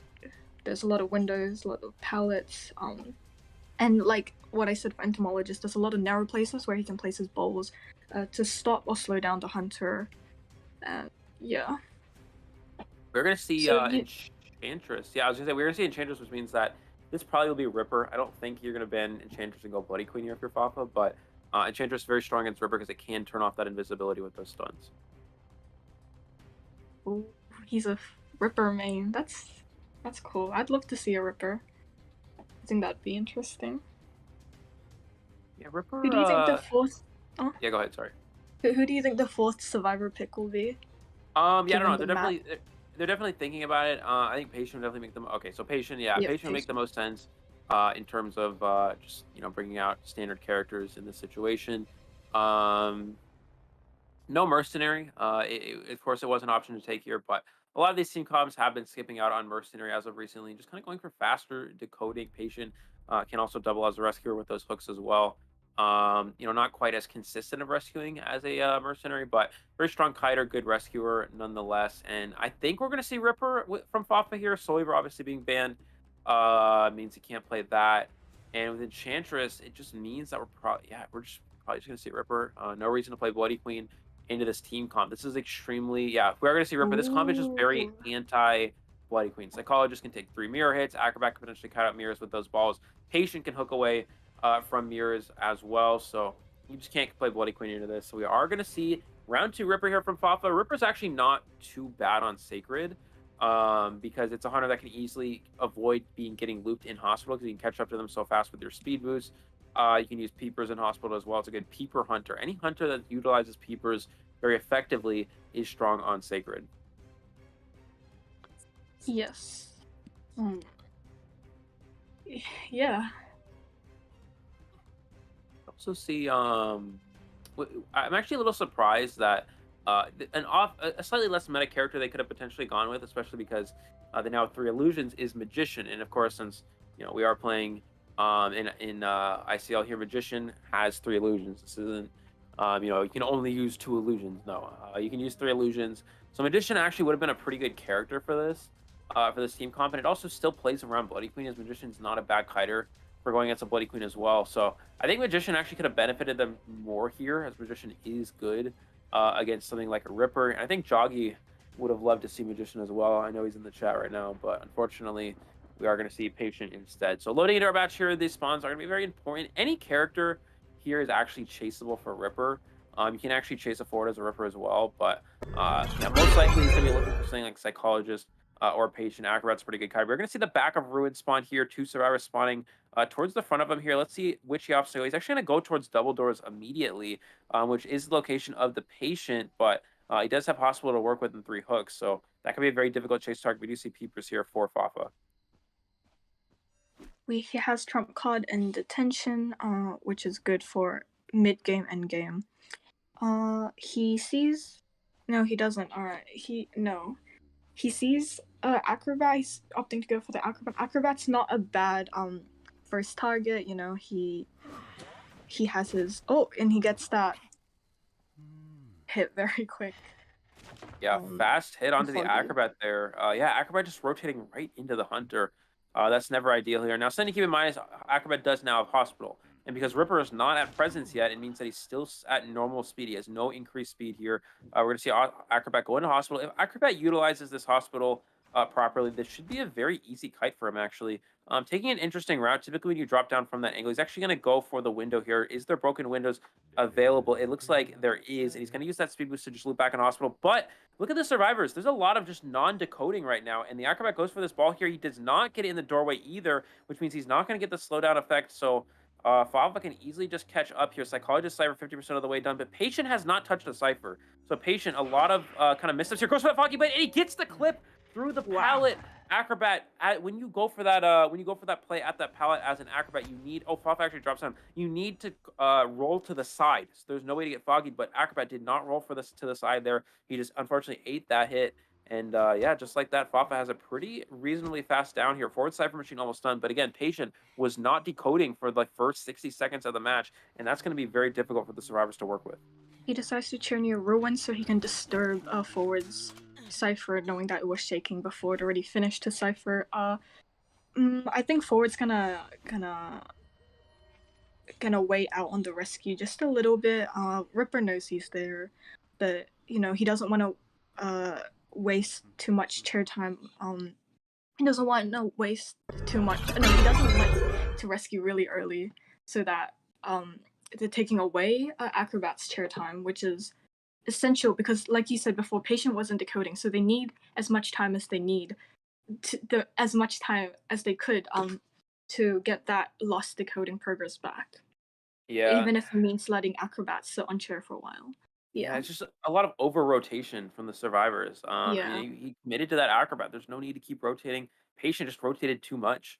Of course, rotation is strong. It prevents the hunter from finding good chase targets. It allows you to waste a lot of time, but over rotation slows down Cypher Rush too much. And right now, we're seeing just an over rotation situation from the Shining Knight survivors, and that could have easily been 3 ciphers popped. A forward did an entire cipher machine by the time Acrobat went down, and actually Acrobat in reality should not have died there. It was a pretty unlucky Foggy Blade that it actually clipped him from that corner. I mean, it looked like it wasn't going to hit, but again, as an Acrobat, when you go for a ball, you can change your camera angle and roll to in a certain direction. As an Acrobat, you need to roll to the side there, so there's no way that Foggy Blade actually hits you. Acrobat wasn't able to roll far enough to the side and did get clipped by that. So yeah, because of that, it's just a quicker down than they would have liked here. And with Patient Cipher probably only around 50% of the way done, a 3 cipher kite has now been pushed to only 2.5 ciphers. So while it could have been a winning position for survivors, it's most likely going to be drawn. We are going to, I believe, get back into the match in a moment here. Here we go. Back into the match here forward. Probably going to go for 1 rescue, but I don't think Acrobat has any more balls to work with. Yeah. I can see Forwards here with his bowl, decides not to, can't really, okay, never mind. But Ripper gets the Foggy, and he doesn't opt for the double, no, he does opt for the, no, he doesn't. He doesn't go for the double down, decides to just chair Acrobat. Acrobat's running away from the ciphers, so Forward can decode the one in Deeper Ruins peacefully.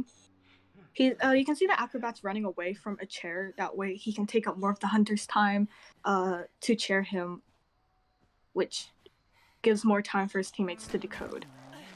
Yep. Yeah, we're gonna see Psychologist go for the heal here, so Forward can come for another rescue and potentially harass. Maybe, maybe there's an option to kite long enough for that last cipher to be primed. See, the problem with with going for that double hit there is that if you go for that double hit, Forward's going to stun again while you're in attack recovery with that Tide Turner, and then Acrobat makes it in a hospital, can easily rebound kite. Now we do see Psychologist Cipher decoding with a peeper, but it's already 60% of the way done. Patience not decoding. Patience coming for the rescue. The survivors cannot afford to do this. They need to have someone decoding, and Patience going to get it and Acrobat's just going to go down. I have no idea what that play was from SK. I mean, I guess you're worried about Ford potentially getting stuck, but still half of football. He can easily just football up to chair. Even if he eats a Foggy, he can still get that rescue. And just like that, this is now a situation where the survivors can no longer win. I think the best chance for SK was push the Cipher machine, have Patient decode Cipher, have Ford come for the rescue, and maybe potentially harass until that last Cipher machine was primed. But now they can no Yep. longer go for that. Yeah, I agree. Forward also didn't have Tide, which is the same as Patient, so I don't understand why they had two people coming for the rescue when Patient could have easily just.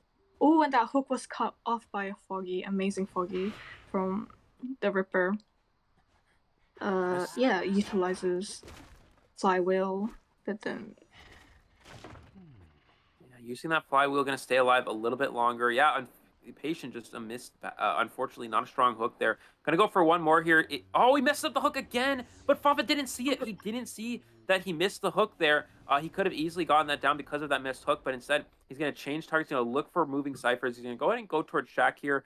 The survivors really need to heal up here, but Fafa already spotted out this location. Drops down a Peeper, goes for the Foggy, and he hits the forward through the wall there. As a survivor, you need to hide behind the Cipher machine. If Forward, he can either drop into basement or he can go behind the Cipher.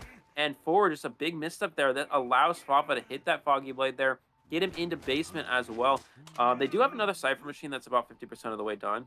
So the survivors aren't out of this just yet, but Fafa still has trump card, has a basement camp to work with. This is really difficult for the survivors to come back. So just a few missteps here and there from SK has turned things from a winning position into a tying one, and then from a tying one now to potentially a losing one. So this is going to be really challenging for them to come back from. Yep, you can see that Psychologist is healing Patient, but Patient gets hit with that Foggy Blade, so now neither of them can rescue, especially from basement. I'm not sure if they have another Cipher that they were being worked on, minus the one in Shack. Oh, there is, but it's only 40%. I really doubt they'll be able to make it to endgame. We can see that he switches to teleport, and Psychologist doesn't really have anything to help her kite, so it will be an instant down. And he downs her, and it's leaning towards a 4-man elimination right now.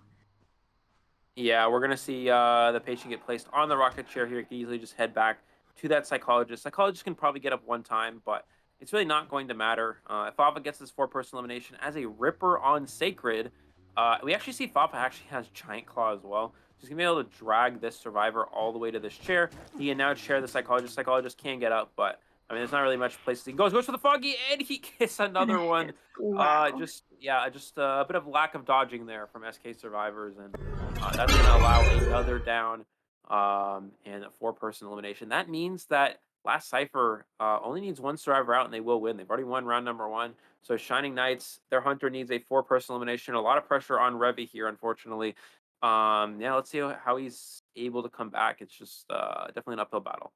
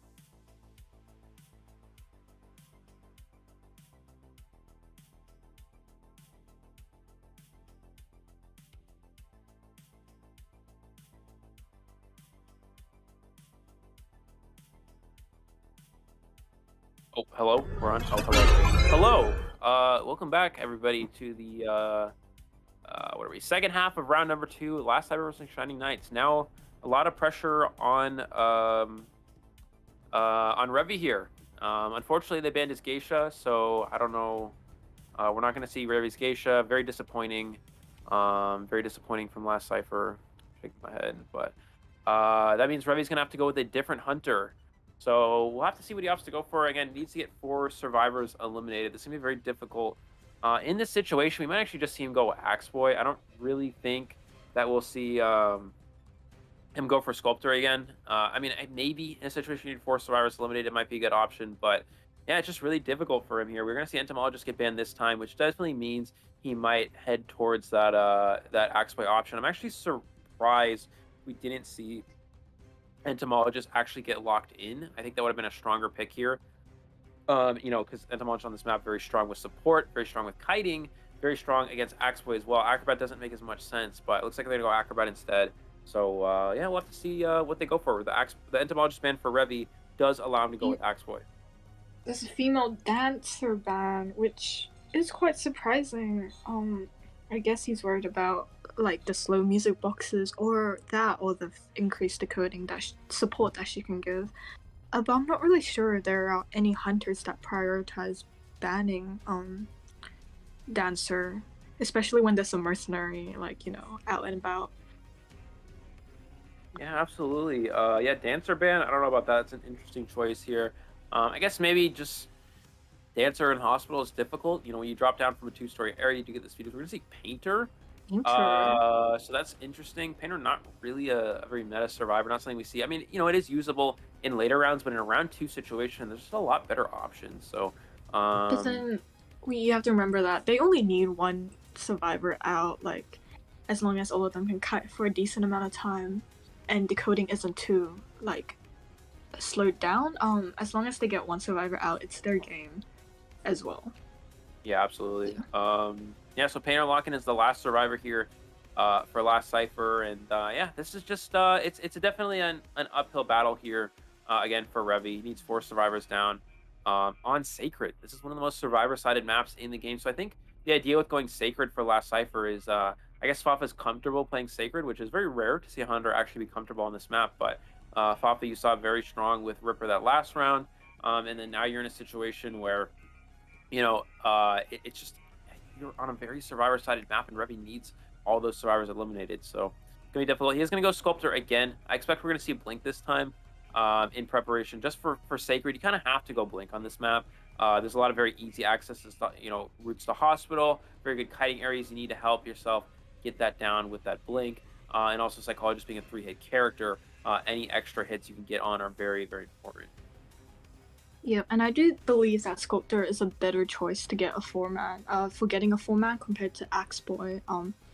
If Sculptor, you know, gets full presence quite early on, she can be quite scary, especially with her sculptors, you know, yeah. Though, if they, like, kiting in hospital is a bit of a pain for Sculptor because you can't really see where the survivors are going. So I really think that the survivors would utilize that hospital and the ruins because they're all good kiting areas. Yeah. All right, let's see how Revy's able. Yeah, let's see how Revy's able to bounce back from that first round. Even more difficult map they has to deal with. Again, you know, Sacred just very good for survivors, whereas Ever Sleeping is a lot stronger. It's a good survivor-sided map, but very strong for Sculptor, whereas Sacred just a lot more challenging. So yeah, we'll see what he's able to do here. Did have some unfortunate spawns on the first round as well, rotating into a lot of survivors they don't necessarily want to have to chase. And, you know, to be fair, a lot of that comp is very difficult to chase in reality. But yeah, going into this one, he may also go Excitement, you know, in preparation for Painter and Forward. That's also an option, but we'll have to see. Actually, the Forward Painter combination, very strong, because if Painter does go down forward, get instantly stun on chair, get that rescue, and Painter still has a full chair time. Looks like he is going to spawn over near the T-wall side here, which means the survivor does spawn over near Shack. Probably going to be his first route. And he does see, I believe he might see Psychologist in the distance.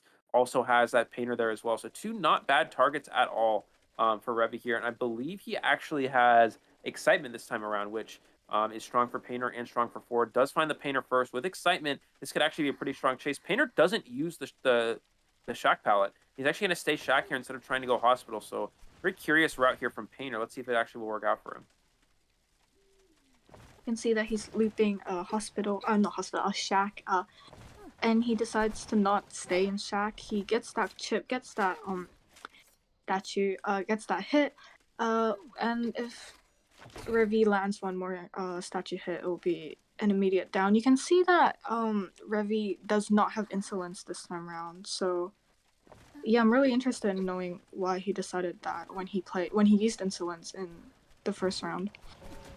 And does get the down. Oh, he gets the hit. He goes for second. Can he get swing? Yeah, and an extra free hit onto the forward. So last Cipher, a little bit of mistakes here. He's going to go for the stun as well, though. Does get the stun. It's not instant, which means it's going to be a farm, and that's actually going to feed extra presence. So this actually ends up not being worth it for last Cipher. Yeah. Sure, forward can harass here, but you're feeding presence to the Sculptor, and now forward's not even going to go for it. So all that did is just give extra presence. He's going to use that whistle to heal up the forward here, but Revi, a pretty quick down here with almost full presence. This is a pretty good spot here for him, actually. Forward also has wanted order on him, so that means Sculptor knows where he's coming from and can try and land a hit before he gets up and near the chair. But then Forward utilizes the speed boost from the hit and ends up rescuing. Painter still gets a chipped hit in, but you can see that Painter's painting is painting. It's almost done, but oh, he gets the hit before the painting actually activates. Yeah, gets the hit before the painting activates. So a slight misstep here from the Painter. This is going to give an excellent position here for Revi. One more painting available, but it still is yet to be painted. He has Basement here to work with as well. Is he actually going to take him there? He may actually just take him out front here so he can pressure Ciphers. Now, it looks like he is going to go towards Basement. Acrobat is in the area, but I don't think we're going to see any sort of rescue at all. I expect that the only character that had Tide Turner was forward. In a situation you only need one survivor out, you don't need to bring multiple Tide. Oh, Acrobat actually brought Tide Turner as well? Okay, so that's a interesting decision from last Cypher. You typically would only go one Tide Turner when you need only one survivor out the gate here. He's going to go ahead and use this Chisel onto this Psychologist here, trying to get a potential chip in here, just camping out this chair, still half chair. Tim does get a chip on Psychologist as well. Acrobat is going to feed Tinnitus. They have pretty decent Cypher progress, but Revi has some time to work with. Maybe he's able to turn this around again. Still needs 4 survivors out here. Let's see what he's able to do here against these survivors. Will Acrobat try to pressure a rescue? I don't think he's going to have enough time. You can also see that Sculptor now has full presence. That means it will be quite hard for the survivors to avoid her full presence Sculptors. Oh, and Acrobat actually manages to rescue the patient. Wow. Yeah, that was really close. Yeah, he is able to get the save. Revi just left too early there, unfortunately. I think it feels like Revi's in quite a bad position right now. Painter, who was dead on chair, is now rescued. And they're getting healed up in hospital. And Forward's kiting her quite nicely around this pallet. Yeah. Really good mind gaming here. The rest of the ciphers are being worked on by Psychologist as Painter and Acrobat heals each other up. Painter still has a painting. This Forward is kiting really well around this pallet. Yeah, he does. Yeah, gets that juke there, got stuck on the tree. He was able to get but he does vault into the Sculptor here, and he's gonna actually be able to get him down. Now the question is, what does Revi do? I think his best bet is to teleport, try to snipe the Painter, but he doesn't see him. He does see Psychologist, so that's not ideal for him here. Again, you need 4 survivors eliminated. It's just a tough situation for Revi here, and I understand him leaving early. In a situation where you need 4 survivors down, you kind of just have to take risks like that. If they get the rescue, they get the rescue. And yeah, just gonna go ahead and go for the Psychologist. Is able to avoid some sessions. Does get the pallet stun as well. So yeah, just a really great spot here for last Cypher. Yeah. And you can see that Psychologist kited away. Is kiting away from the cipher that she was working on, which allows the rest of the team to finish up that cipher that she was working on, which was about 50%, I think. And she gets another pallet hit. Amazing kite.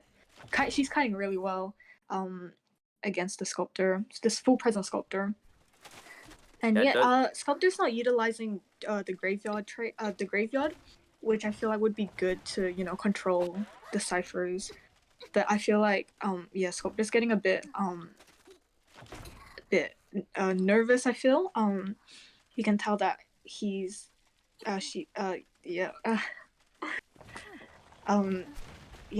she's making quite a bit of mistakes, like with the jukes and everything. The Cipher pops, Scope drives the tension, and yeah, we're reaching the end game now. Yeah, we're going to see him try to just utilize this hospital as much as possible. We see the teleport online in 10 seconds. Remy has to go to gate. It's really unfortunate, but again, in a situation where you need 4 stars eliminated, you can't keep chasing Psychologist. He's going to go ahead and go for this Acrobat, it looks like. Acrobat actually running into the Sculptor a little bit here. They also have a painting set up.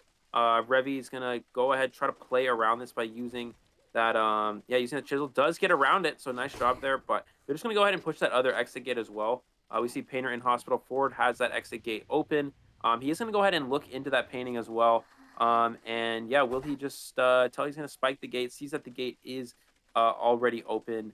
Painter is going to be heading for that as well. He's going to use that chisel, is going to find the location of the closest survivor who's already in that gate. Painter should be able to make it out here. And Acrobat's going to go for the other one. He actually does get a teleport off. He's able to cut off Painter. So Revy's going to still try to get at least 1 kill here. Of course, Last Cipher has already secured the win.